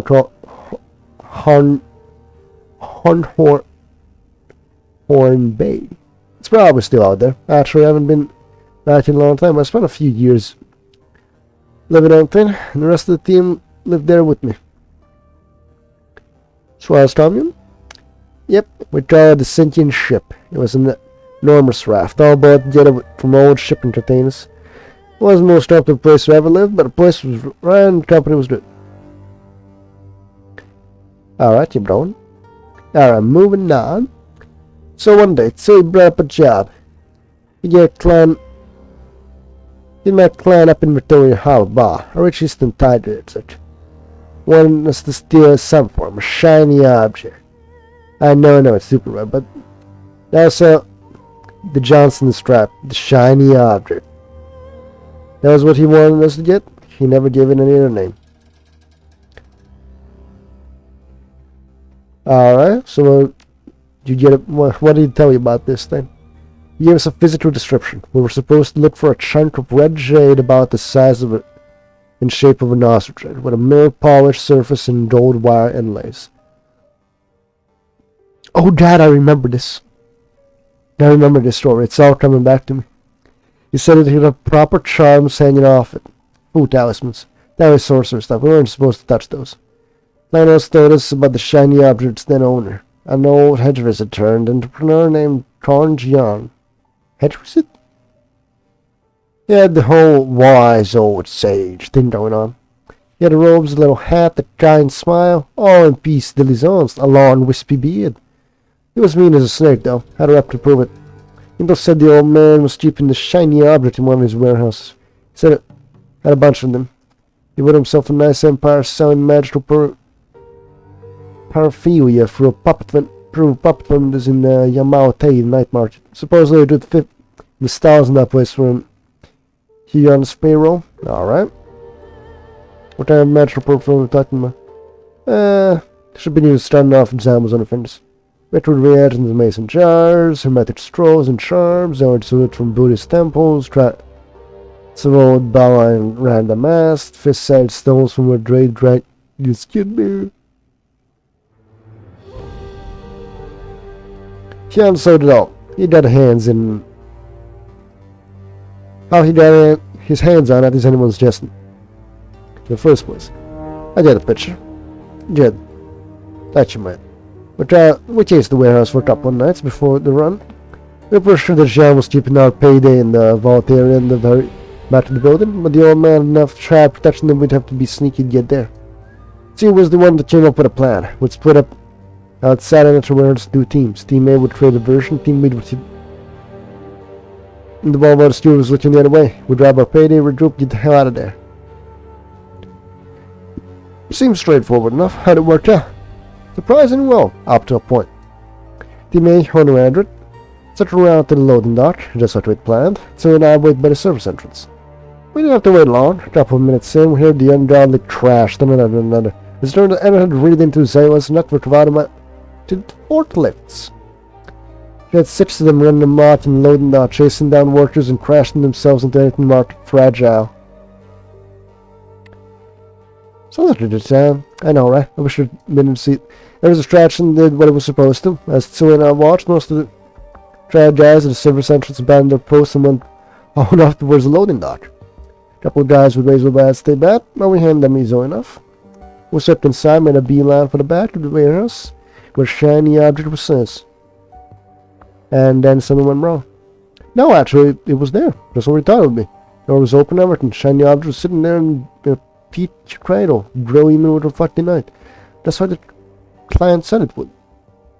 Then a ring of talismans hanging off it, like a grass skirt. People all cringing with age. When in waste time, I reached in, grabbed the thing.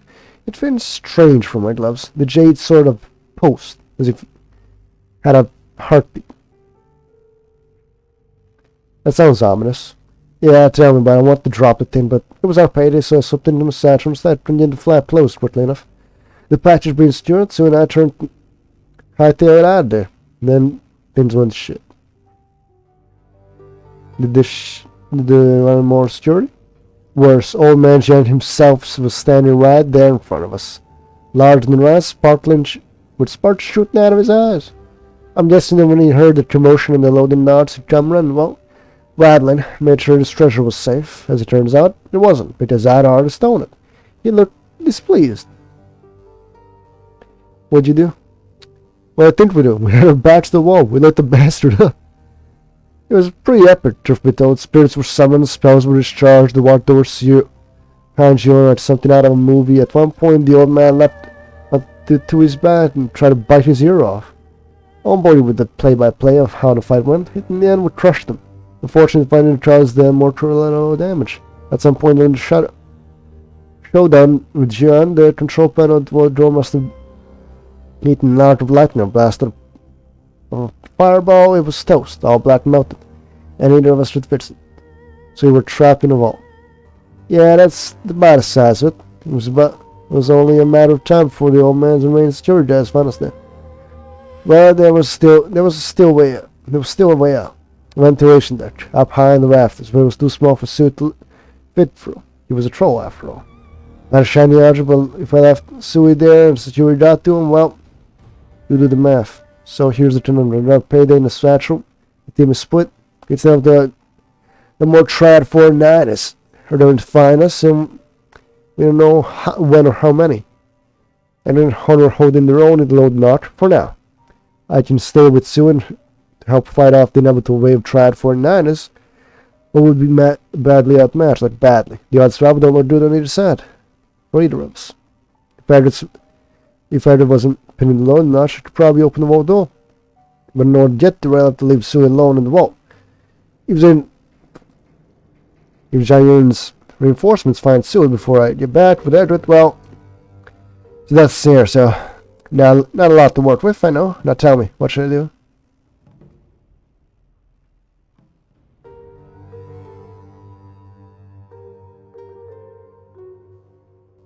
Alright, this is a bad plan.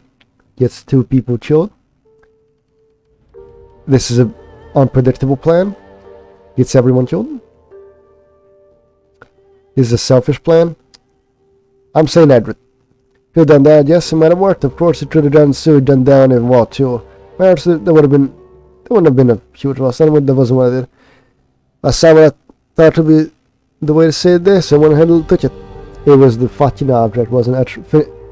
The shiny object out of my bag. I still remember how the Taoist when the thing crackled in my hands. I remember shrugging, saying, "What the hell with it?" I put the thing through his bare hands and told him, "Go nuts." It was alright. Sui had been waiting for me to pass him the thing. He seemed eager to take it. He had the chunk of rot into his chest like a newborn baby. Tears swam in his eyes, and something changed.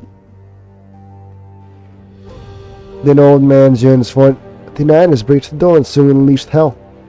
She paused, found a stop, stretch and fall, and used the hand to rub her eyes. Finally, she turns back to herself, pinches her features. One went down that room. Well, I've seen it up that kind of carnage a couple of times in my life, and I've been running shadows for years. Those trad men were torn to scraps by the end of it. Nothing ever forget the sounds they made. I spent most of the fight huddling up in a corner for my own safety. But Sui let loose from the stone didn't seem terribly interested in extremity between friend and foe.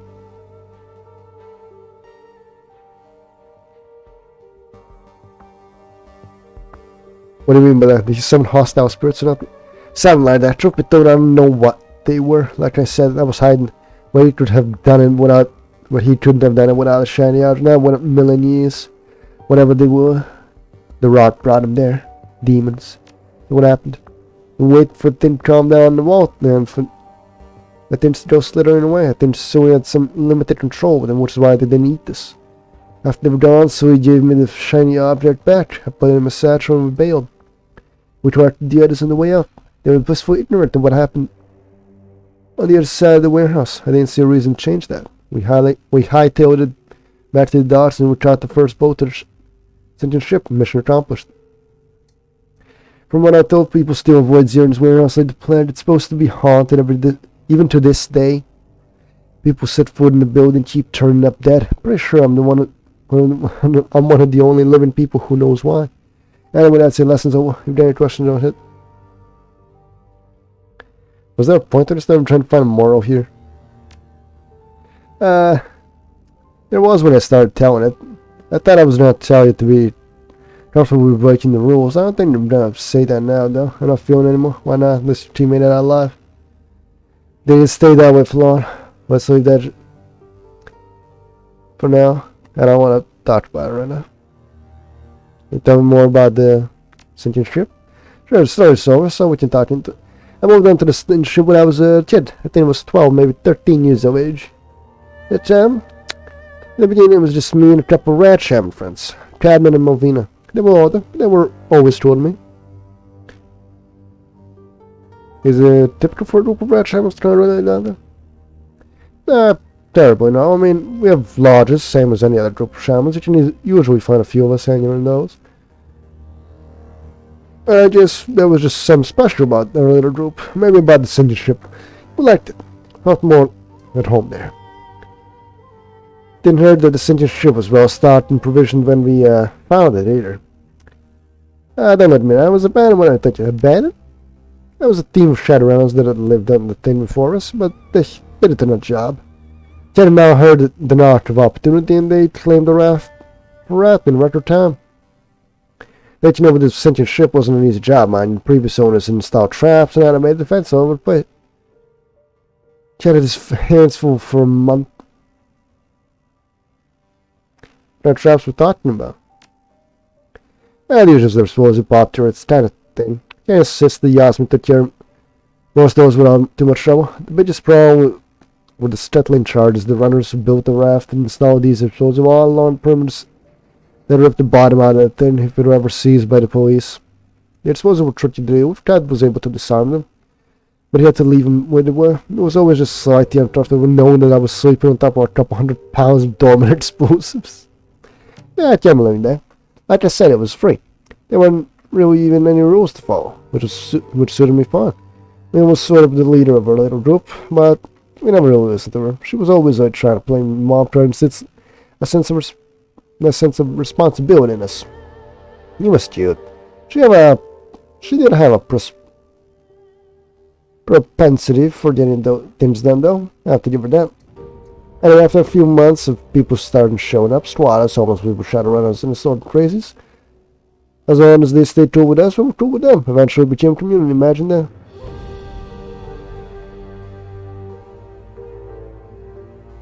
So I think you wound up strutting on the Kraken because of your time on the sinking ship? No, maybe. Never thought about it before. Yeah, maybe. Yes, I'm a water rat now. Any thoughts about the last run? I was surprised that much corporations will pay to stir up a competitor's Feng Shui. Hell, they'll even take each other to court over architecture that blocks chi. It has a real impact, though. Even a shift here and there might not seem like much, but even in fractions should have a penny lost and their stock value is millions. I could see us change the flow of chi in their building and still have no idea how to make it work for me. You're a real specialist, but I like to tell his praises some. Based on what I could see, though, I think Joy's fortunes will win, at least for the time being. They'll fix what we broke eventually, but until then, there'll be a lashing. There'll be a rash of stubbed toes. I got a question about Isabel. Yeah? She told me that you let her out of Vault City when you were kids. Care to fill me on the details? Yeah, I'm not surprised. He's never been bigger in pattern story with necessary detail. Want to tell me a side story? Yeah, sure. Well, I'll share. So I guess you don't need to know what the Vault City was like when me and his were kids. She didn't tell you anything about that, did she? No, she didn't say much. Did you say that? I didn't think so. She reached down, had an absent-minded stroking madness' silky throat. I chirps happily at her caress. Well, for status, you should probably know that Vault City wasn't always as bad as it is now. It was always dangerous. About 10 years ago, it was just a run-of-the-mill slum. Still safe enough that I'm watching it and qualifies as a suicide attempt. Yep. Married then, I used to play in the Vault City. That would lead me into all the nooks and crannies that grown-ups were too big to fit through. There was this young shaman in there that I used to play with. His name was Happy or Lucky, something like that. Or Pig. Nice guy. Good card player. Obviously, this was a good idea. A teenage girl going to Vault City by her house. That's a recipe for disaster. I didn't realize any of this at the time, though. I loved playing in the alleys and crawl space at the Vault City. It was fun.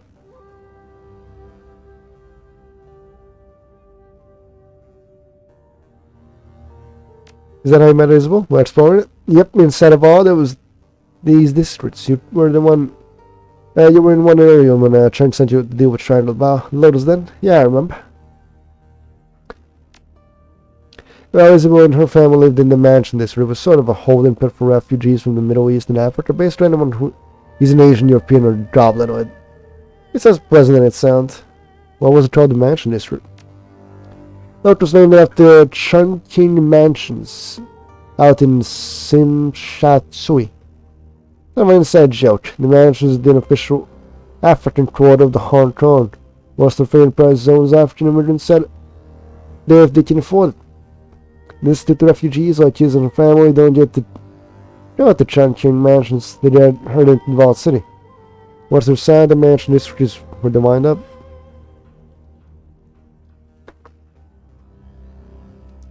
What's the location, huh? Guess some things never out of style.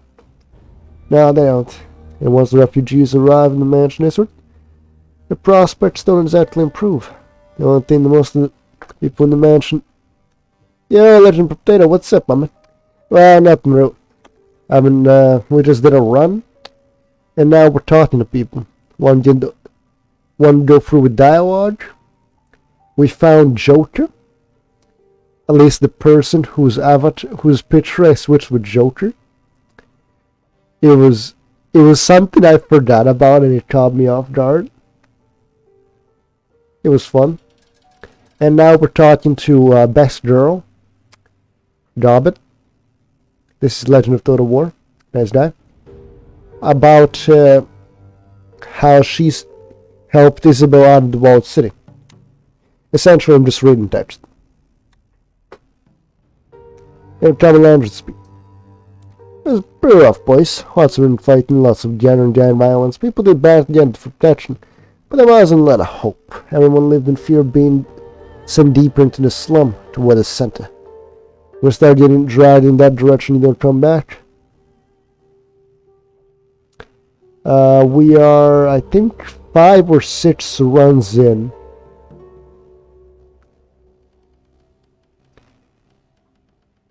Not more than, let's see, not more than about 15 or so hours in. Sounds like a charming place. Yeah, charming, that's where I met Isabel. It wasn't long before we became friends. It was interesting. I think that's why I think we're still in like we're in the second act now. I think.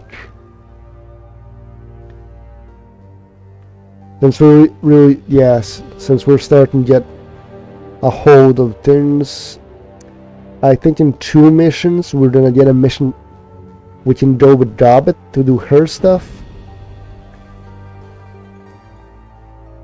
I have no idea. It might be, but most of it is just text. I mean, if I just skipped all the dialogue and just most of the dialogue, I could probably... I'd save a few hours.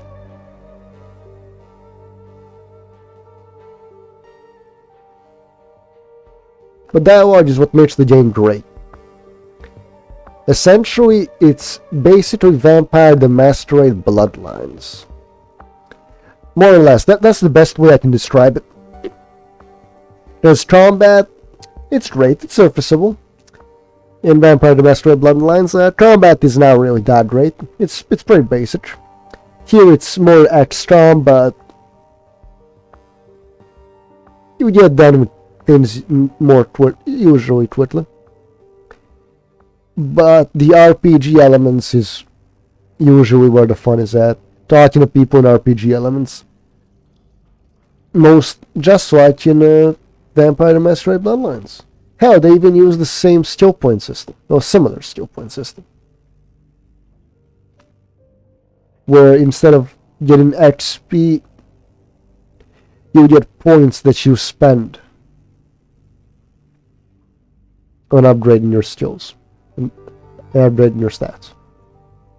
She was interesting. I think that's why I let her latch on to me. The girl was smart and savvy, but cripplingly shy. She didn't belong in the Vault City. No one really does, but with her it was painfully obvious. She was like a little mouse turned into a box of weasels. It was only a matter of time before something snapped in her. It was only a matter of time before somebody snapped her up. But you got her out of yourself before that happened. That's right. No, I got her out of there. She came to me in a dream, showed me that what was going on in the Vault City was getting worse. The whole thing was rotten from the inside out, choking in bad key and lost hope. Ah well, each to their own.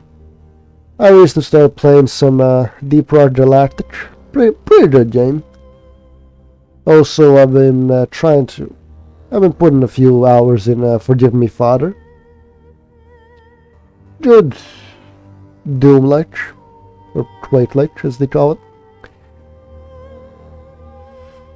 Open. I decided to go inside one more time. You find this bill, I'd offer to lead her out. If I didn't, well, I you don't have to explain yourself to me. Thanks, it wasn't pleasant to think about, especially considering what a shithole of all it is now. Truth of the matter is, if I hadn't pulled Isabel out of there, she'd probably be dead by now. I get it. Someone just saved from me a dungeon once. Yeah, I knew that you'd get it. And I did bump into her, and she did follow me. And Rat got us both out of there. So there you have it, happiness all around. What about the other people, the shaman you knew? They went bad crazy. The big shaman that I knew wound up going full on thoughts that it wasn't horrifying. He burned himself up in an orgy of blood. Nasty business. And not for me. Toxic? What does that mean? When a shaman goes toxic, it goes bad. It's like, if you invert the usual meaning of a totem, that's what a toxic shaman does. Dodge shamans are royal and friendly. That's all that dogs are. A toxic shaman dog is rabid. They're both dodge, but they're different aspects of dodge. Get it? Yeah, and big shaman went toxic. That's what I heard. You don't want to know what happened to him. What it became. It was pretty bad at the end before the locals overwhelmed him. A lot of people died. That's all. Do you want to talk about something else? That's all for now. Yes, yeah. Sorry this lesson wound up getting a little unfortunate at the end. I'm not sure what came over me. Happens to the best of us. Well, I still feel bad about it. So look, make a point. So I'll let you deal. Your next lesson will definitely be on point. And I will tell you what it's about up front. No more questions and answer sessions. What does that sound? Fine by me, drop it. Catch you next time. Best girl, honestly. Next time. I'm gonna just look at her.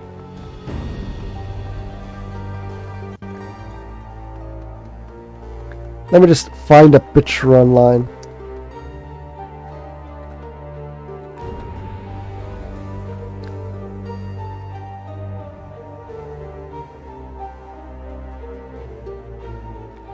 Also, I made a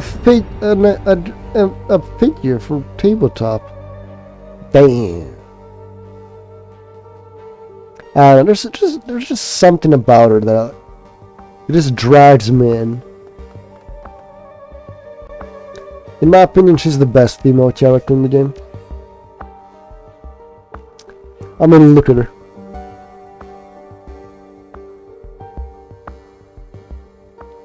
She has that tomboy personality, and look at that smirk. And those little tusks are so adorable. The dreadlocks just work to enhance the tomboy personality outwards. Maybe one day I'll ask Remy what his thoughts are on her.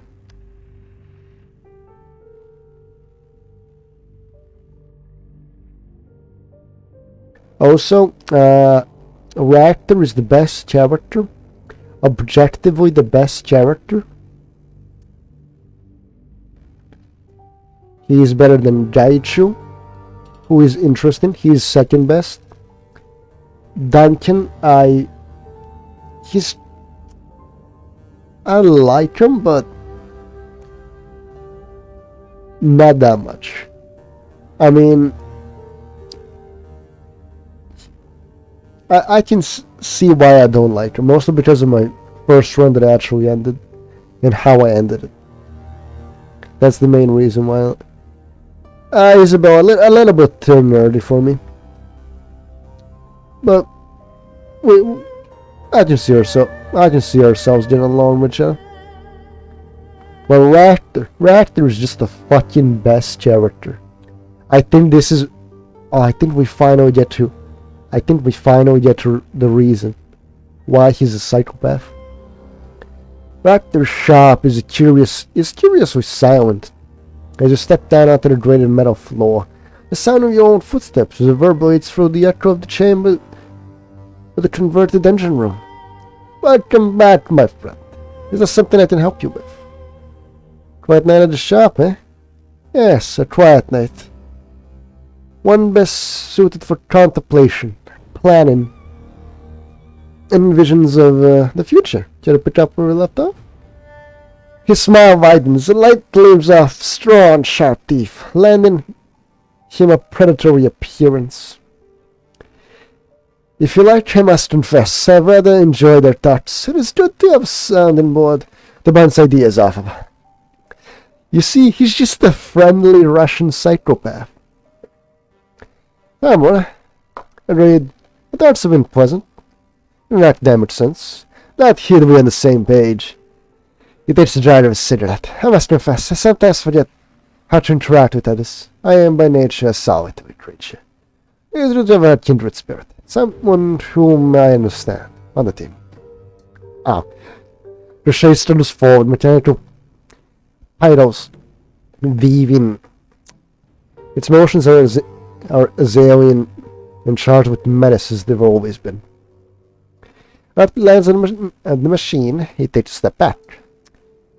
He claps his hands together and rubs them briskly. So, my friend, you had questions for me. Go ahead and ask them. Please, I will answer whatever I can. You said you sometimes forget to interact with others.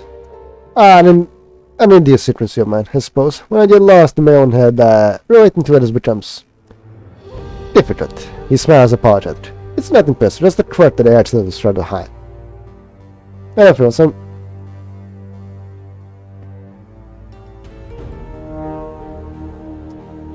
I did a pretty good job of it. You've always been friendly with me. When you came down here, we talked about things that relevant to my interests. That makes it easier. In any case, thank you. Your kindness is appreciated. Last time we thought your Lieutenant Crochet being special in some way. I want to hear the full story. Yes, I figured you might. Tell me, have you noticed anything unusual about Crochet in the time that we've worked together? Ooh, let's see.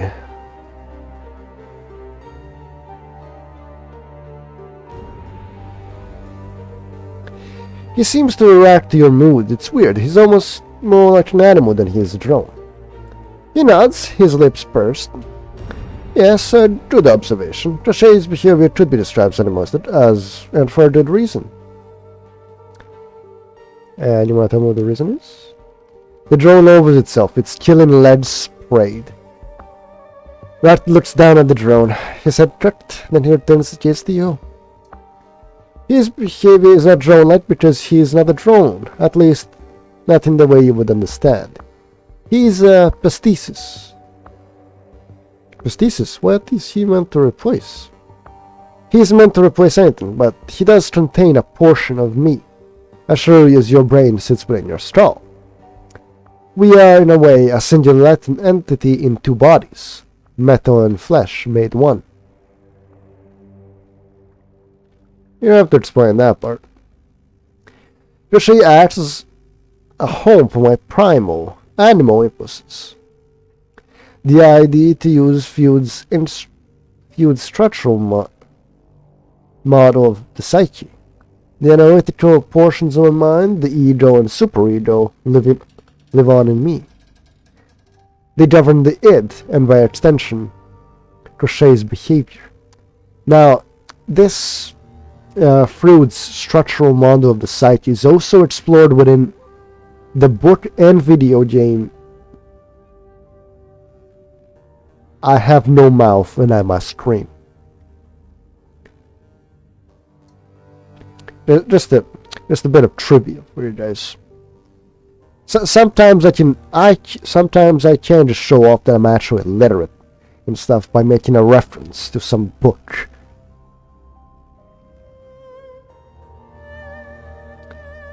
When we run around, And I read into Shui, I do not command him to attack, rather I loosen my grip on his reins and allow him to kill.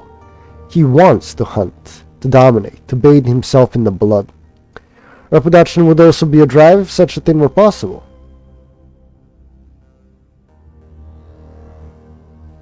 How can a drone have those sorts of instincts? He doesn't. They are my instincts, streamed into him on a continual basis. They lend him a semblance of life, albeit one germ entirely by my reptile brain. If the stream were interrupted by my death or, say, a malfunctioning data jack, the Shui would fall as lifeless as any other machine. But bearing such an interruption, he will remain a part of me.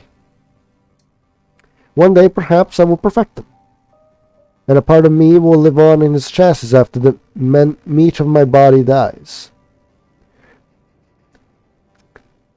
Alright, of course, Mr. Mechanicus. But for now, I'm satisfied to live with him as a combined entity. Man and machine. Joined for a form of neuroparabiosis into a single being. A beautiful first step into a post-human future.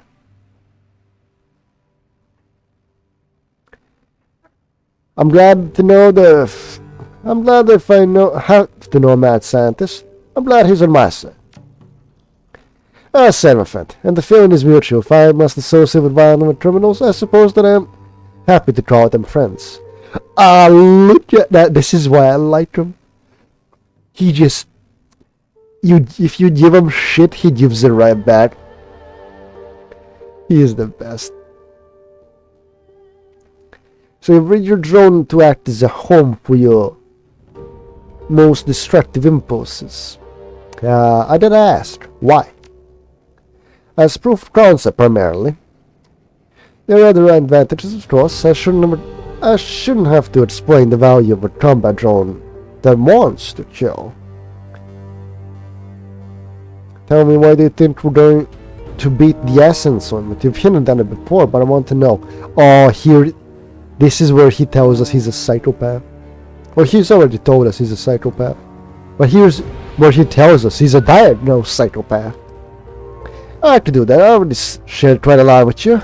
And have run off streaming. A good sign, I should think. He studies your face, peering at you through the gloom. But tell me, JermaSUS, are you certain that you want to know? Some secrets are less pleasant than others. You might prefer to leave the stone unturned.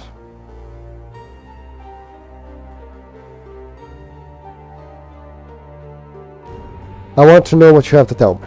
Right. I don't run from things just because they're pleasant. Alright, there are things that you didn't know about me, my friend. Important things. One kind of things. Often when I am not, how you put it, whole. Are you talking about your cyberware? He nods. Yes, but not my data track, or the headwear that you can see. I am sporting a great deal of replacement material. You can't see it, but I assure you it's there. There was an accident, you see. A sharp accident. I barely survived it. I keep my enhancements hidden out of respect for your feelings, but... and those of the other members of the team. Other people have found them, how to put it, unsettling in the past. What's that enhancement we're talking about? He uses the edge of his hand to trace a line across his hip. Everything below the mid-pelvis is a replacement material. That's where I was sheared in half, you see. It's a miracle that I survived the experience. The blood loss alone would have killed me. But here I am, alive and well. Greatly improved in point of fact.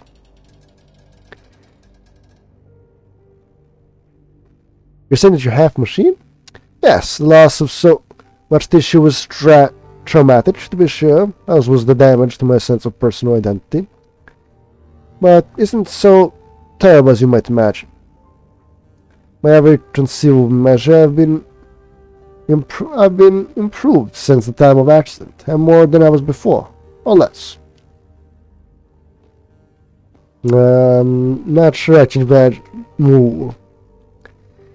How can that be terrible?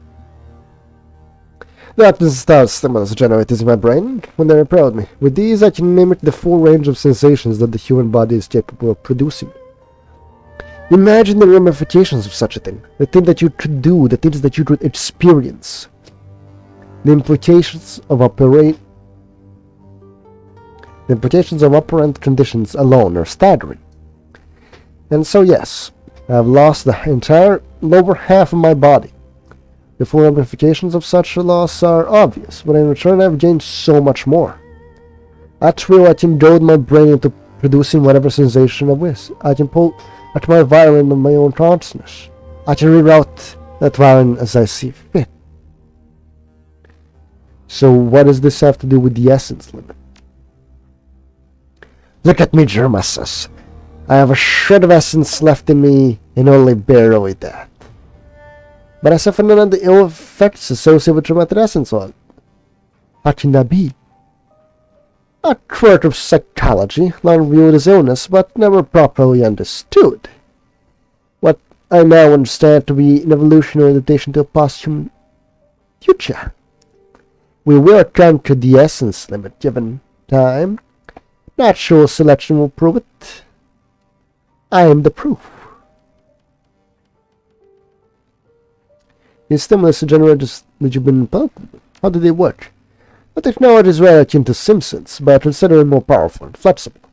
What Simpson experience those found in BTO chips, for example, are structured around basic narratives that provide the users with context.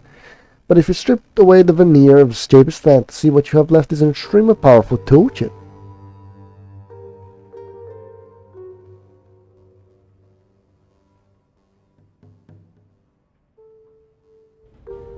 I never heard of anything like that in the market, not even the shadows. I'm not surprised. They're Russian technology. Government funded it for this experimental. The project was cancelled shortly after I received my implant. Something about graft and corruption at administrative level. Yet another example of good science derailed by bad politics. Have you heard of anyone else getting these implants? I know a handful of other recipients. From what I've heard, the others are all driven quite mad. To be handed control of the inadvertence of one's own brain is a tremendous responsibility. Perhaps the others were less well equipped to handle it than I am.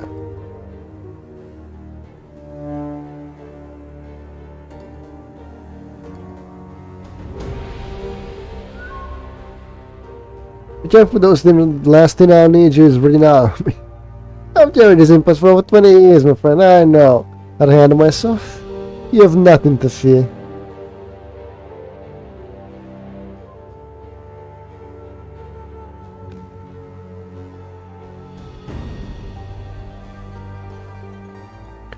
All this stuff you told me about yourself. It's a lot to digest. Yes, man, I'm sure it is. Perhaps it would be best if you left. You have some processing to do, I think, and I would like the rest of the evening to myself. There is more to the story, of course, but nothing that can't find until tomorrow. Sure thing, Raptor. We'll talk tomorrow. Very good. Rest well. And now we thought talking to these people is half the game. Alright.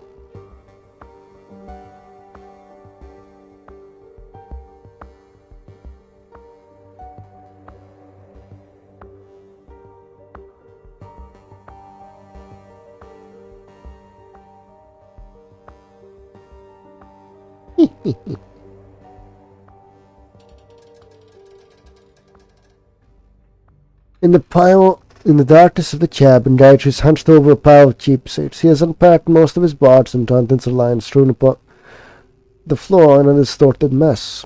The girl generally picks through them, turning each one in his fingers and feeling their shapes. He addresses you without looking up. Sorry about that. Apologies. Please mind your step, JermaSUS. I fear I've made quite the mess, and many of my possessions are trying to lodge it. I would be upset if you were to accidentally crush any under your feet. After a moment, he holds a small ceramic statuette of Daruma to one side. Lifting his face, he touches his brow in salute. I apologize for the mess. Feeling homesick? Dutch didn't begin extracting his things and arranging them back in the box. No, I'm remembering my home. And obviously I would like to return to it long ago. However, I came to terms with the impossibility of that desire. Today I'm simply thinking about the chain of events that brought me to Hong Kong. I was considering or talked about my former unit. About what my plans are. With regard to their incessant hunt and need for closure. I began to think that I too need closure. An end, not only to the hunt, but to a dance around the core issue. One of us must die, and the other must live.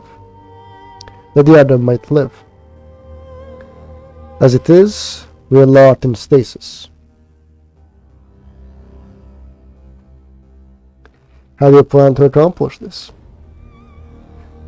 That is the question that I've bent my mind to answering several times since we last spoke.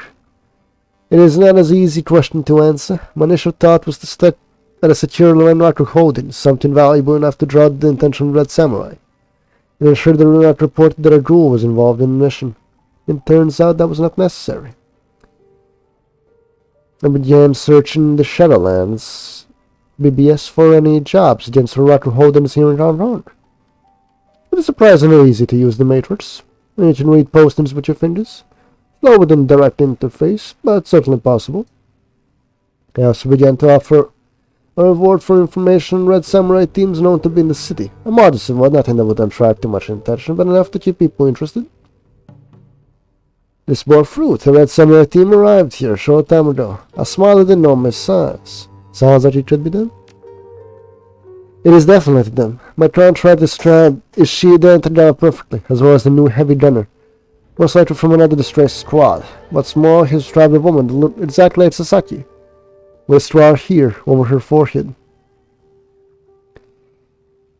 Dutch draws a finger down across his brow, over his right eye, precisely where I cut her.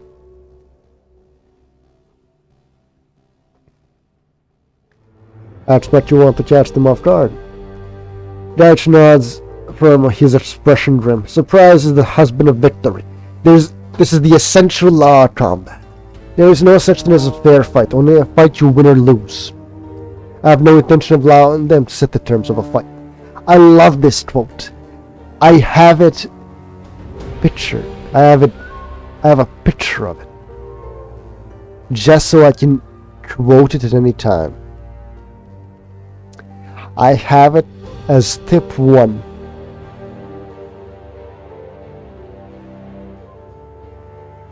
Hey, what can I say? I've always been more of a do as I do. Yeah. I found a job on civil drone rocket samurai response. Rocket is moving a prototype drone through Hong Kong on the way to a research facility in China, in Chiba. It is of a new design and part of machine learning and pseudo intelligence, something that advanced would certainly attract the Red Samurai team, but some attempt to steal it. How can we be so certain? Red Samurai primarily proactive. The majority remain at the forge until dispatched across the world. Those that are now assigned to guard high-value locations, black laboratories, secure research facilities, and major complexes. Hong Kong is none of these. Reactor facilities of that type are primarily located in Taiwan. My former unit will be the only one close enough to respond to the threat. The Johnson for this run is a reactor scientist and escorting the drone. He wishes to leave in reactor employ, but is unwilling to risk reprisal should he escape on his own. To put it simply, he wishes to make it look like he was killed during a robbery, hence why he wishes to the experimental drone stolen. If there is no body, there will be no investigation into his whereabouts. So we kill 2 birds with 1 stone. Precisely. I can rid myself from my pursuers and he can be free of his dirty yoke. While I owe this man no royalty, I think I understand his sentiment. Besides, I will receive payment for the job.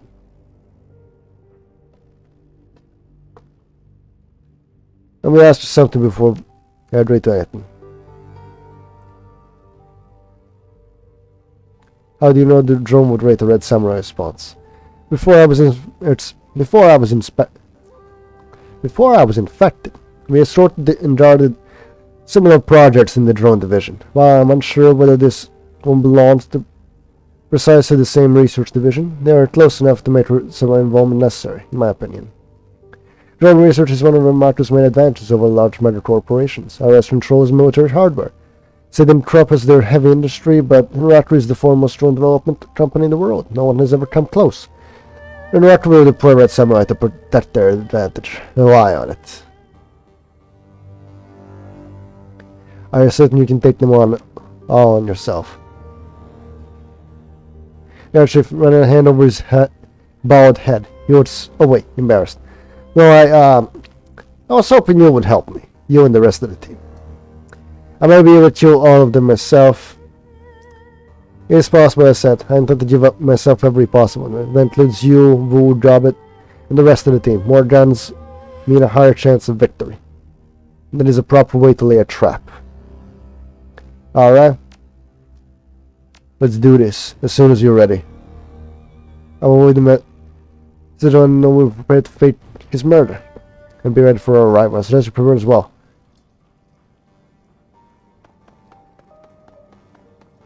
Let's do this. Is it gonna be on the job tournament?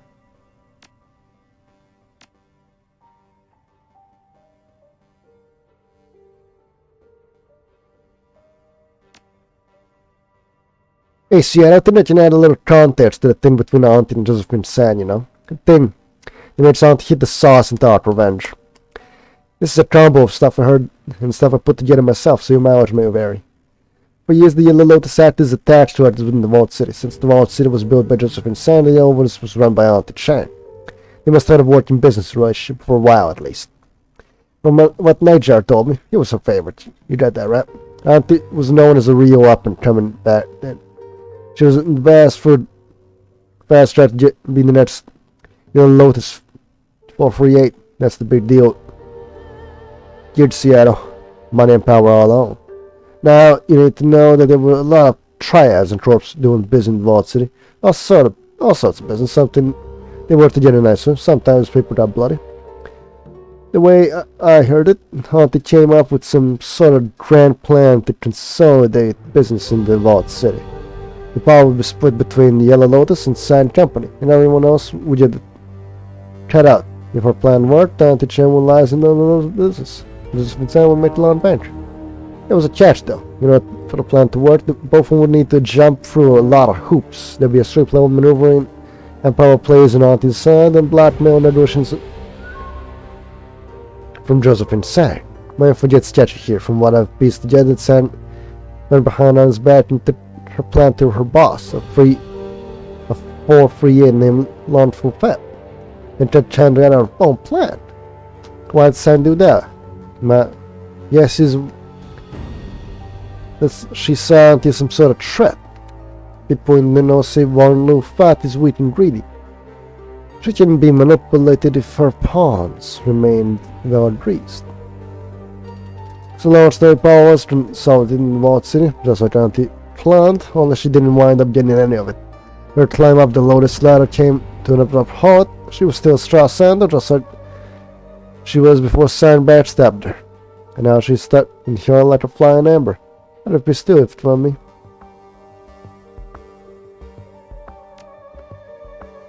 Alright. Let's do this.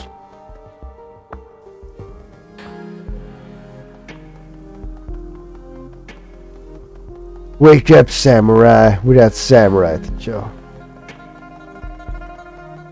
That's so many people doing the finals.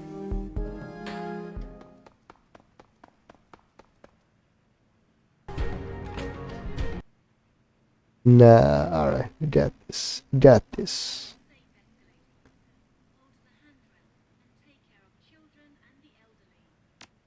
Alright, let's do this. We're bringing Jaichu. We're bringing everyone that can fight. Dungeon, you're coming. Ah, hell yeah. Hey, there's Brent Shirky. Yes. Ah, there's the Coyote Shaman. Love that guy. We got Isabel, Raptor, Gobbit. Raptor would just be more firepower.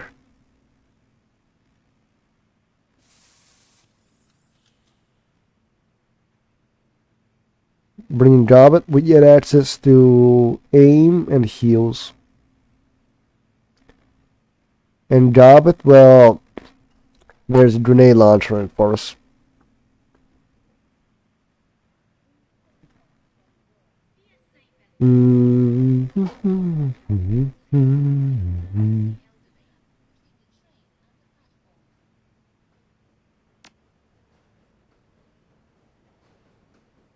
Still this heal.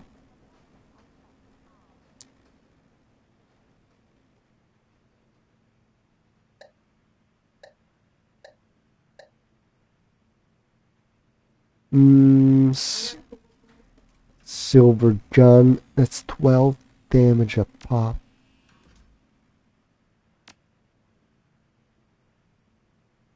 Raptor is just more gun. We're bringing a Raptor. This is our gun 'em down crew.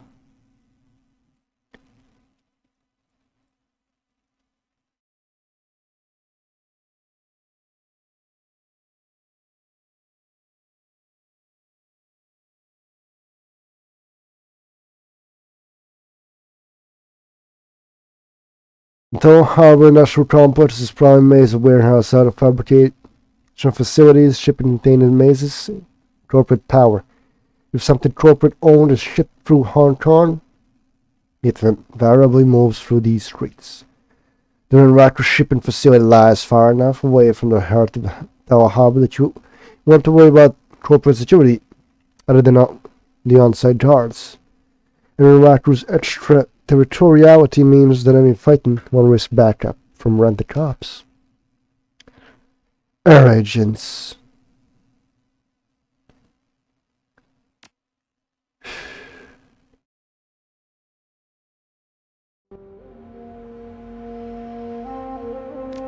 Sure. I'll spend them.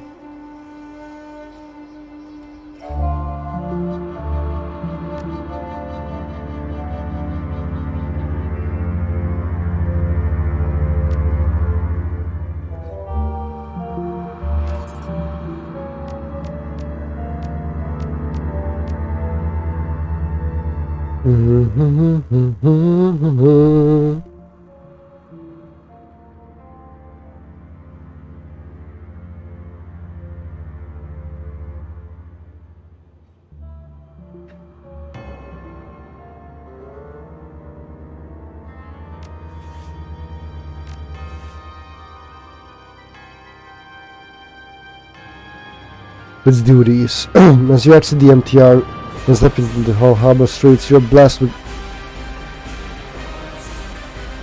Shit. No. It's a PS2 video game. That explains so much.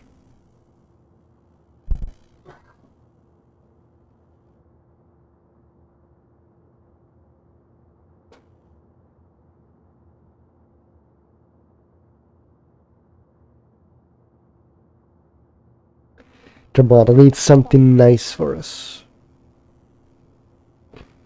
Hmm.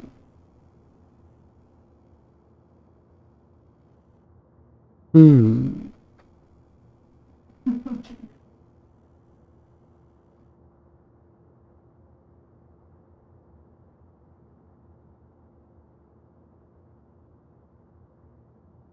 Hmm.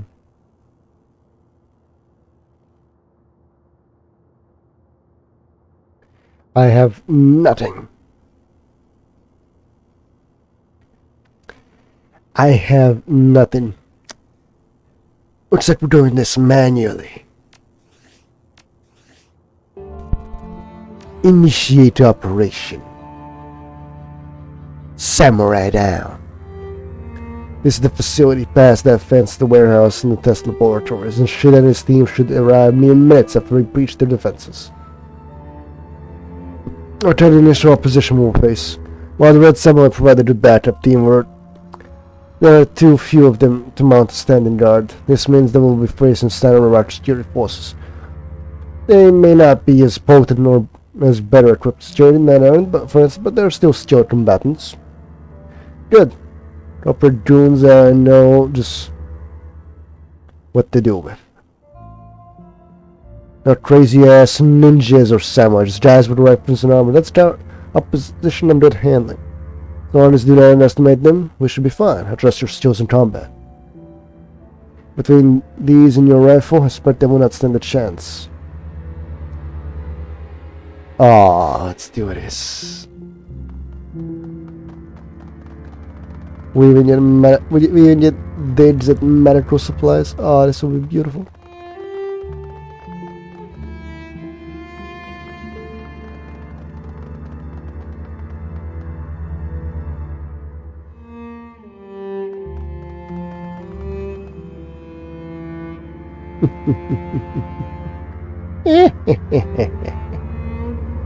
Nice barrel you got there.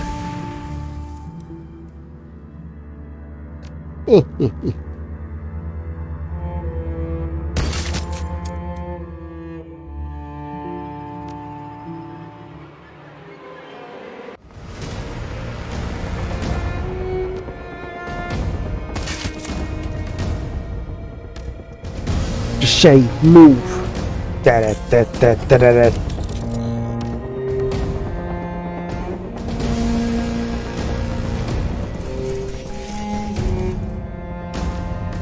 Shut up. Heaven stats.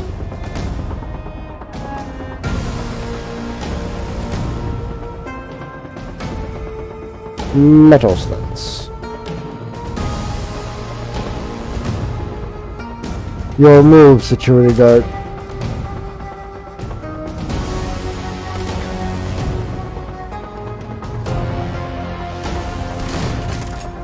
Oh.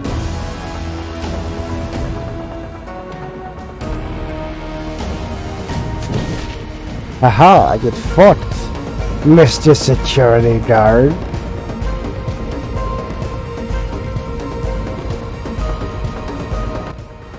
Alright, this music slaps.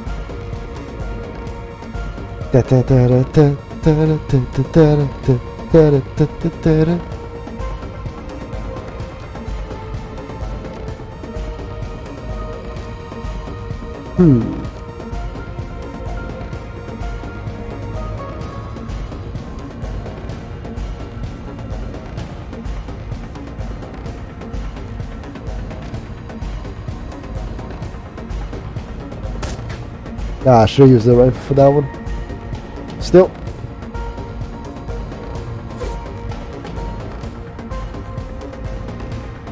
Heaven stance. Just shake.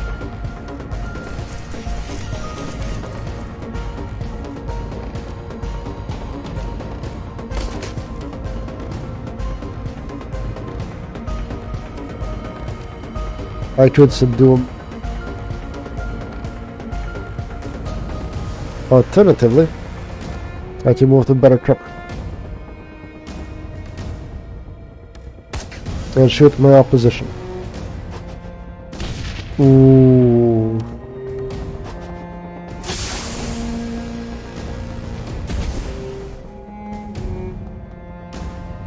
That's a dead one. Wait, do you have cryptid race?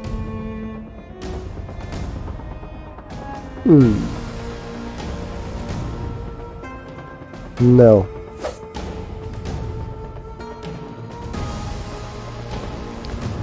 You do not. 30 damage. Nice.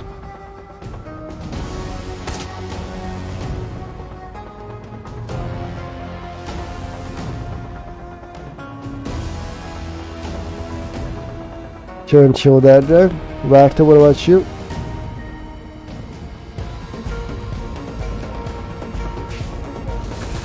Just provide him with more actions. This crochet wasn't dangerous enough as is.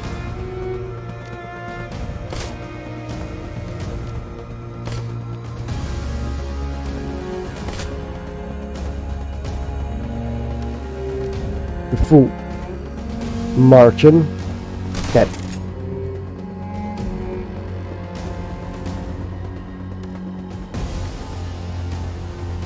No!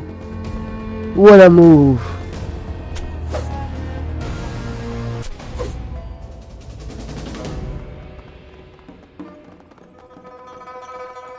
Give me these medical supplies.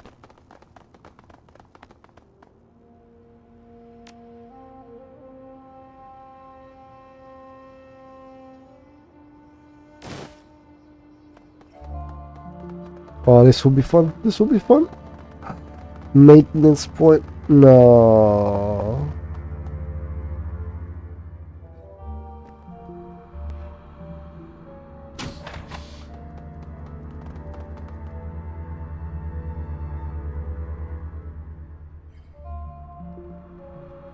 Is that a mage?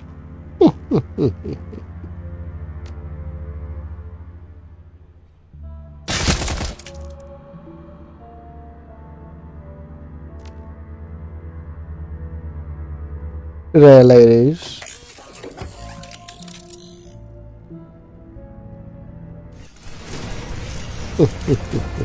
How you holding up? Heaven stance. Shell.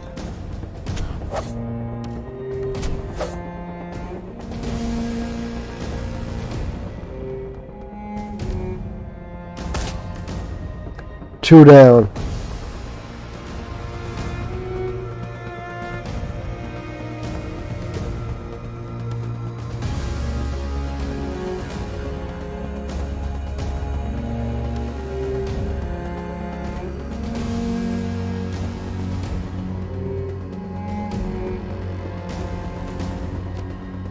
Hold this angle.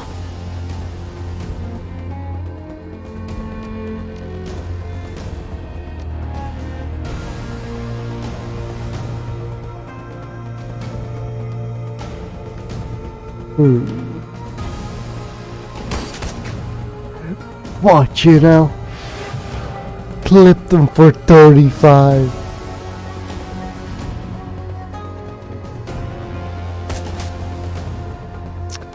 And then he had the draw to heal it off.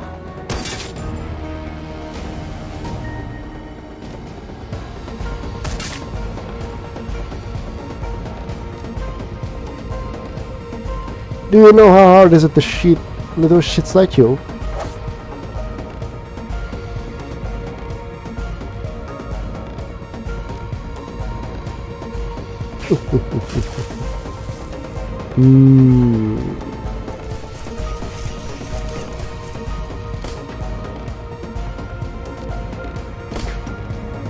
What? There we go. Guarantee that, yo.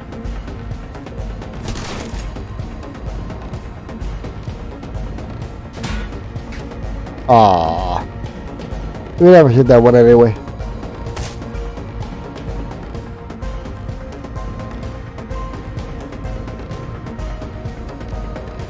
And the target loses their cover bonus.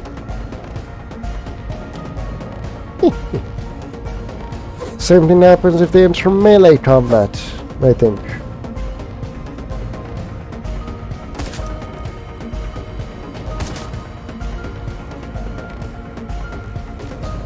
$50. Damn.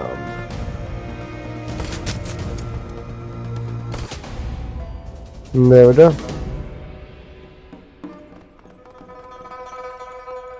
Game saved. I'll make a manual save anyway.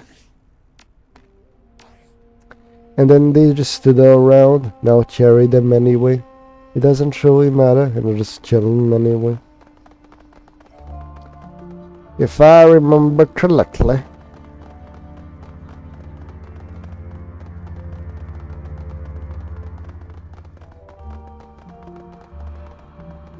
Quarantine terminal, vent, locks.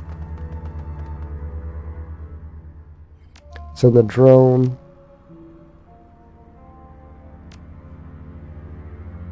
I have no idea what I'm doing with the drone right now. I'm just sending him through.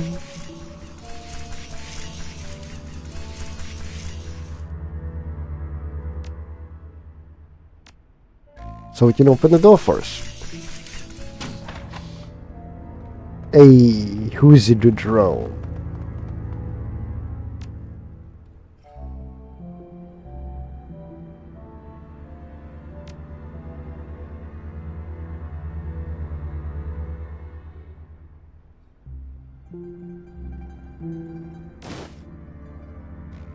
Alright.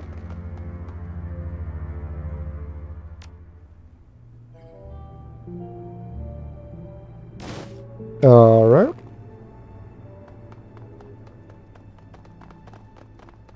That one is locked for now. This is for later. Now we go in through here. Hello there.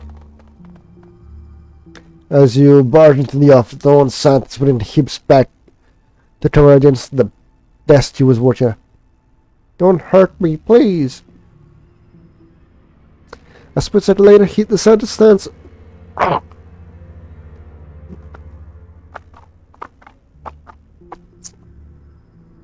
upright. An expression of profound shock spreads across his face. He takes an involuntary half step towards the dash.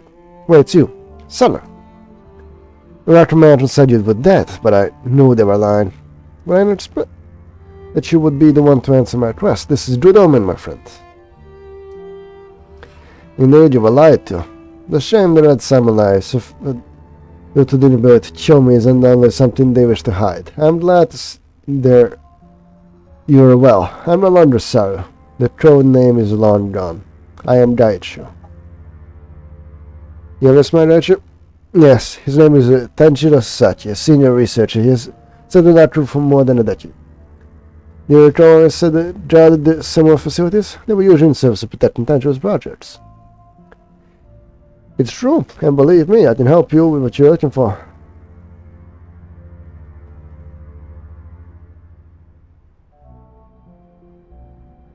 Okay, we're here for a few reasons. Your fixer did the job because of our arranged this. Why do you think it was so easy to get here? You're here not just with a drone, but to fake someone's death. My death. If a group of heavily armed Shadowruns breaks into it's completely believable that I would be killed in the process. As of right now, suppress the alarms, I cannot do that. And once I've reached a safe distance, I will. Someone will. Just a moment too late to save the research and me. So you already helped us. So we've already helped you. What can you do for us? You had someone will rush to this building as soon as the alarms are released. I'll give you the code I wrote in to my Overwatch program. Just use it on one of the security mainframes when you're ready. You have time to set up your ambush as you like. Putting his chin in one end, Daichu's eyes narrow. Typically, we would send the main force in through the front, leaving one team over a side to flank the opposition. It would be advantageous for us to isolate one of them and pick them off before the main force engages us.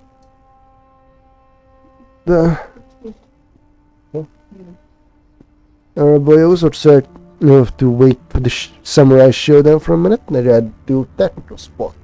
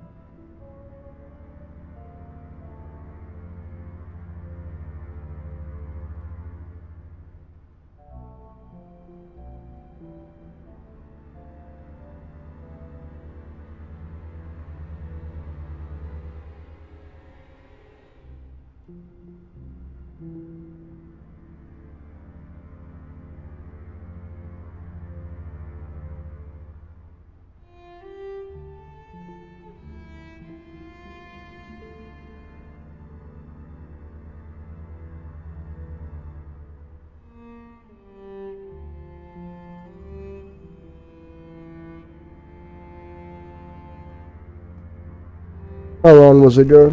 Probably a few minutes. Apparently, my sister's having some problems with pirating music using the standard YT to MP3. Honestly, I want to see if they're... Yes, they are different though. Let me just inform my sister.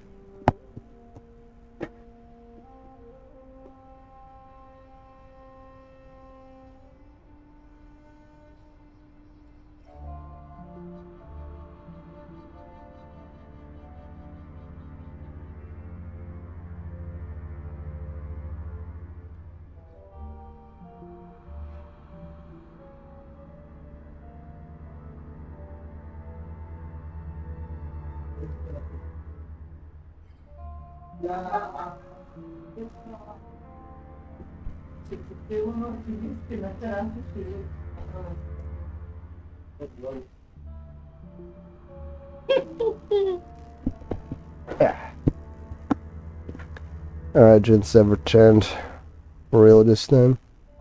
Now I've informed my sister about things.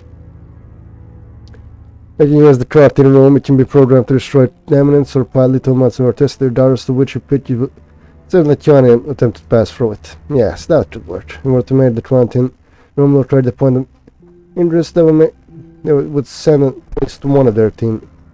They allow the main street to as standard routes, namely entering through the front door. JermaSUS, we should let Tanjiro go. He has given us more than enough to accomplish the task, and he is a friend of sorts. Okay, get on here, Tanjiro. Thank you. You have no idea what's like living under a martyr step. You've given me the chance to start again, hopefully with a better life. And you, it's because of you that I've found the strength to live in Rocco. That they couldn't find or kill you was a sign that I could escape as well. I admire your tenacity, your drive. Thank you, Tanjiro. It means more than I think you know. Go, they'll come for us soon enough. I want you to be well out of here before they arrive.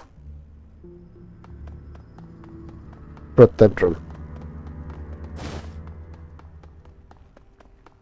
Alright. Now it's only a matter of asking ourselves, who do we send to die?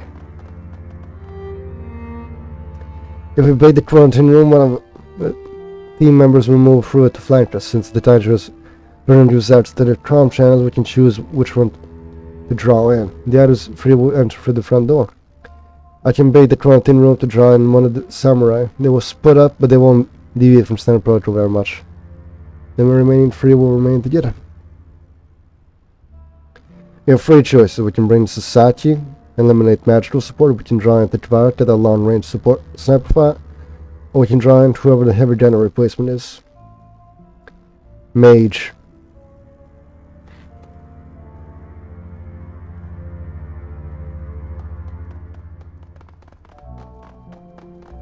Alright. Gentlemen, I can say it's been a pleasure. It's time for retribution. Your friends are now we'll learn what is to face me in true combat. No more running, no more hiding. Tonight, we end this for good. We have one turn. We have 2 turns.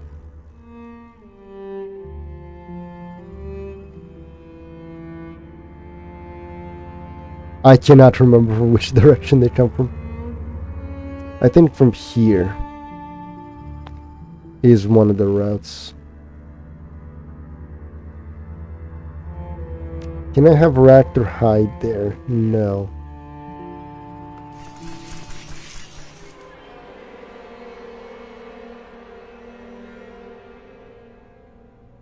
Let's see, this is the entrance we use, so it stands to reason they will use it as well.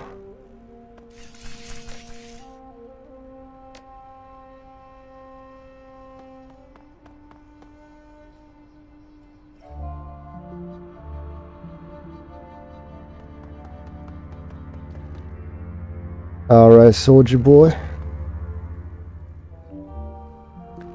As for Jerma, I'm gonna have him stand back. Use a long-range sightline. Defense.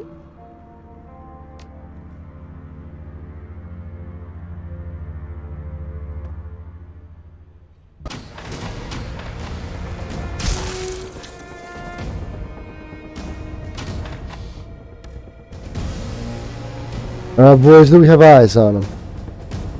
Eyes on Ishida. Fuck, it's like again nothing. We have a gunner in Tachigava.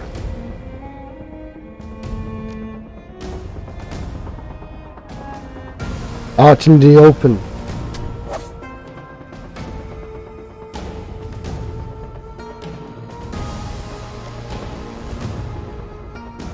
Control mode.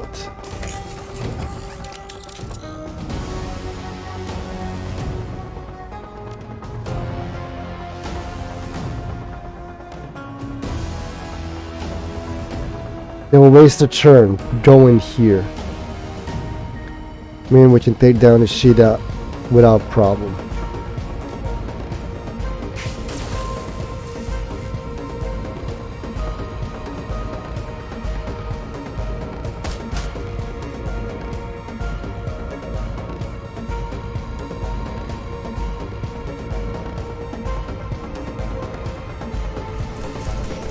Even from such a large distance.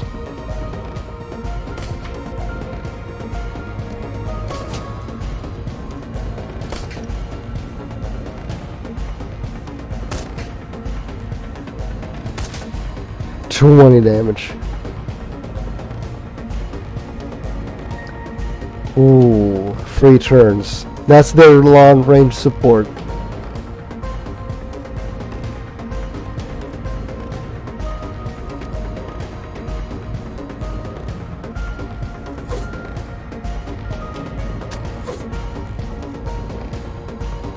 Their long-range support is basically doing nothing.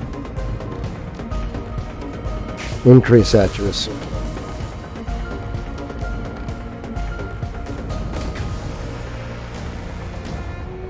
Heavy cover.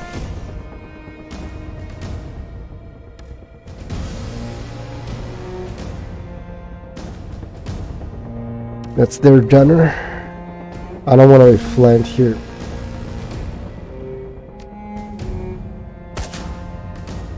One damage.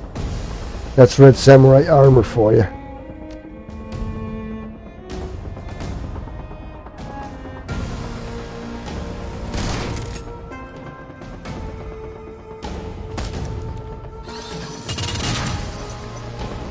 Bam! They're really gonna use hit and run tactics.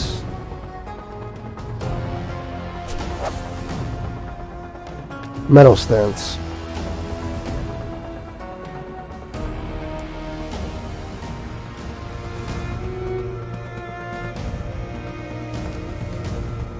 Six to 6. Best chance. Eliminates cover bonus.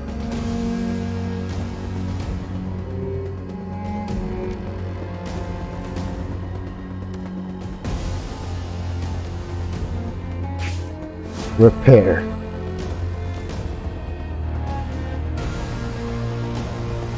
Just shade. Do send them packing. Won't you? Come on. Shit.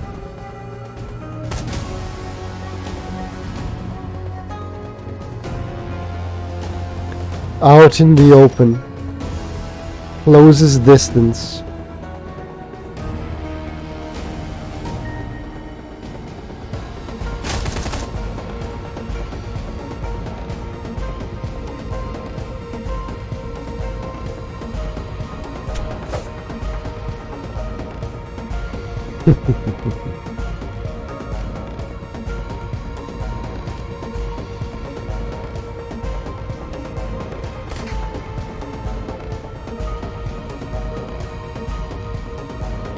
Alright.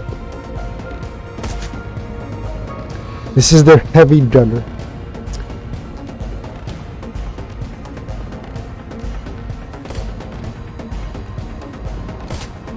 Yes. Come on, baby. Yes. One down. Son of a bitch. One left. Dead shoot.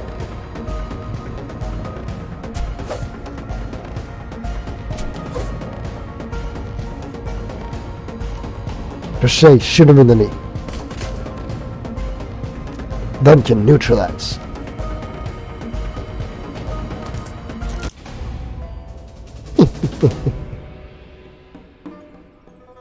And just like that, if it isn't the shitter.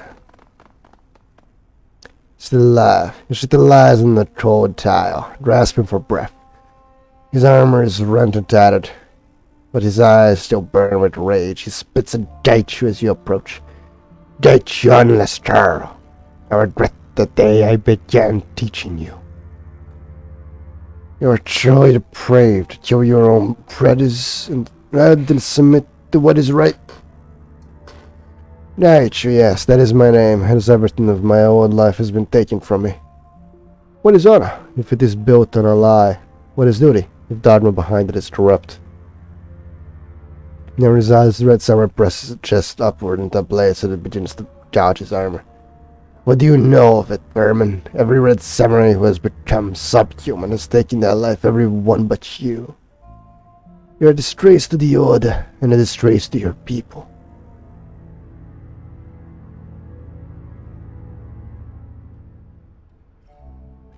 But the wrong is the ones that don't walk away from this. Nature bears teeth in a wicked grin. For years we were taught that to be pure was to be powerful. The metahumans, the infected and the deformed, were to be scorned for their weaknesses. Yet here I stand and there you lie, broken. You think a victory over society that governed me makes you superior? Ha! It's when there's the useless days traveling in darkness eating the flesh of your betters. You're not better than an animal. Still, though you may be. Sarah Ferdate hurls stand up to the floor. He reaches out to grab Ishida by his collar, yanking him up so their faces are only an inch apart. You said the Red Samurai were the best, the strongest, the most capable. Yet they were not human. Those who were non-human were unworthy of consideration. You told me I would be better for having joined you. But it's a lie. I was infected and I became better than I was. Your own blindness allowed me to escape blind to my skill and blind to the power of the impure. Daichi lifts one hand, clouds the linen in the pale warehouse light. His fingers sprawl out like an array of knives. I was not superior because I was a red samurai. I was a red samurai because I was superior. I chose my own fate. I make my own destiny. The dude draws his hand back. His showers deep. Weird as he presses them to Ishida's ear. I will show you the strength of my disease, Ishida. I will make you like me. And you will be cast out just as I was. I survived the man doubt because I have the will to do so. Can you do as much? You put your so, Ishida. Ishida falls back as he laughs, and the laughter turns to bloody and tough. You didn't know what you infect me wants, though. Do what you too weak to do. I'll take my love like this 47 running of old. Such a foolish boy. Foolish, you underestimate me, old man. Daichi drops Ishida, his head bouncing off the tile floor with a sharp crack. If they cripple your arms, you will have no means to kill yourself. The disease will burn through you like a fire, consuming every inch of your humanity. At this, Ishida stiffens, his eyes grow cold with resolution. Then we shall see, Daichi. If you are wrong, I shall meet you again in my next life, to teach you to do better. Do what you will, this is between the two of you. Jama will show you your inner weakness. The sounds of full are visceral, so terrifying, horrifying. The crunch of bones mates with the sound of wet flesh tearing under the pressure of jagged gold teeth. As high counterpoint comes the sheeted streaming of horror and pain. That lies some measure of terror of what Daichi is doing to him. Eventually Shida passes out. Daichi rises, wiping the copious amount of blood from his mouth with the back of his hand. It is accomplished. He is unconscious, but he will live. Let us be done with this. Our job is done. We'll leave. Ah.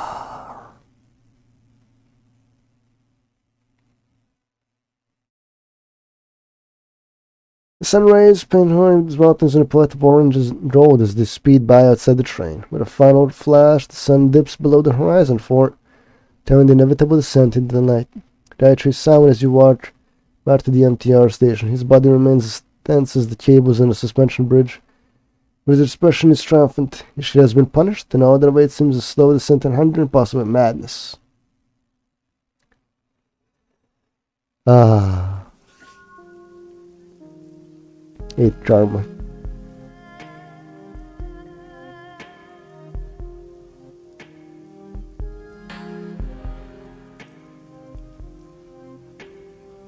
Ooh, plant barrier.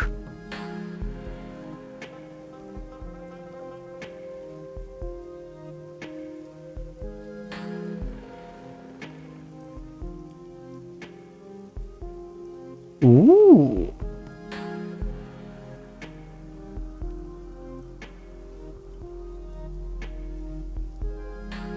Territoriality.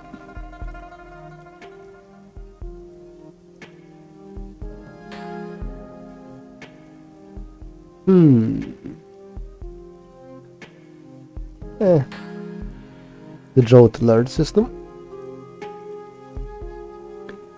Perfect.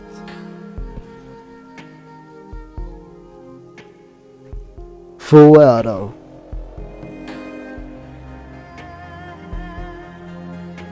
Ooh.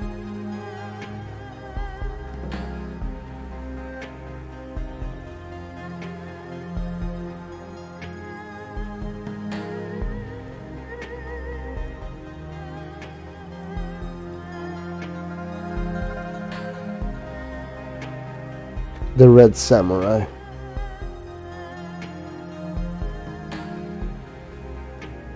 Yourself 2 armor. Yes. Drummond chirps and tiny turn rusty voice slides through your speaker. You can hear the sound of Mayhem players laughing in the background. It's on the chain, dear. Wow, but you sound happy on the chain. Oh, my sweet, I'm one step closer to breaking Joseph insane. I will lead in the location of breast-faced man, the man we saw in the surveillance footage meeting Raymond Black at the tea house. How did you get this lead? I'll find out in person. Come and see me. We'll talk. We have gained one more action point, gentlemen.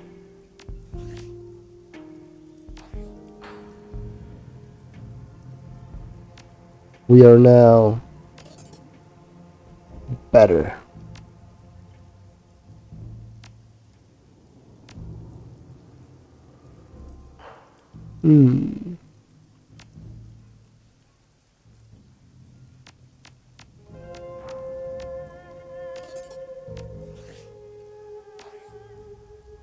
I feel like this is a good spot for us to end the stream on such a nice cliffhanger they have handed to me.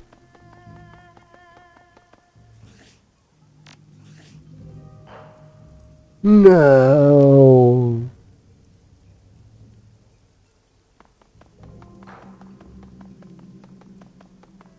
Yes.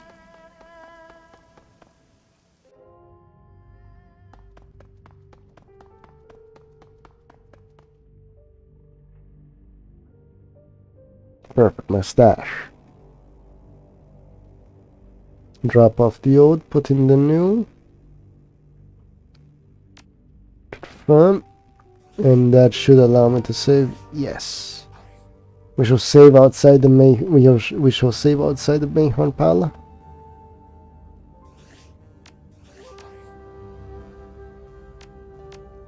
You shall save here and inside there.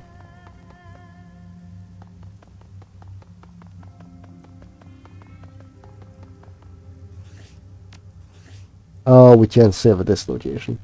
Anyways, guys, I think that's enough for today.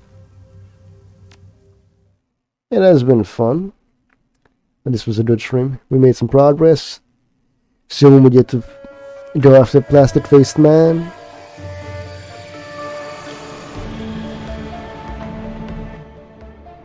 It's all coming together.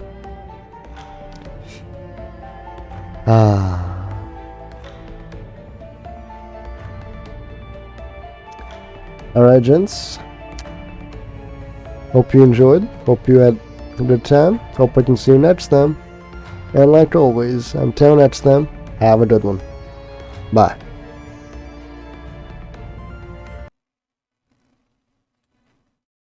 Works.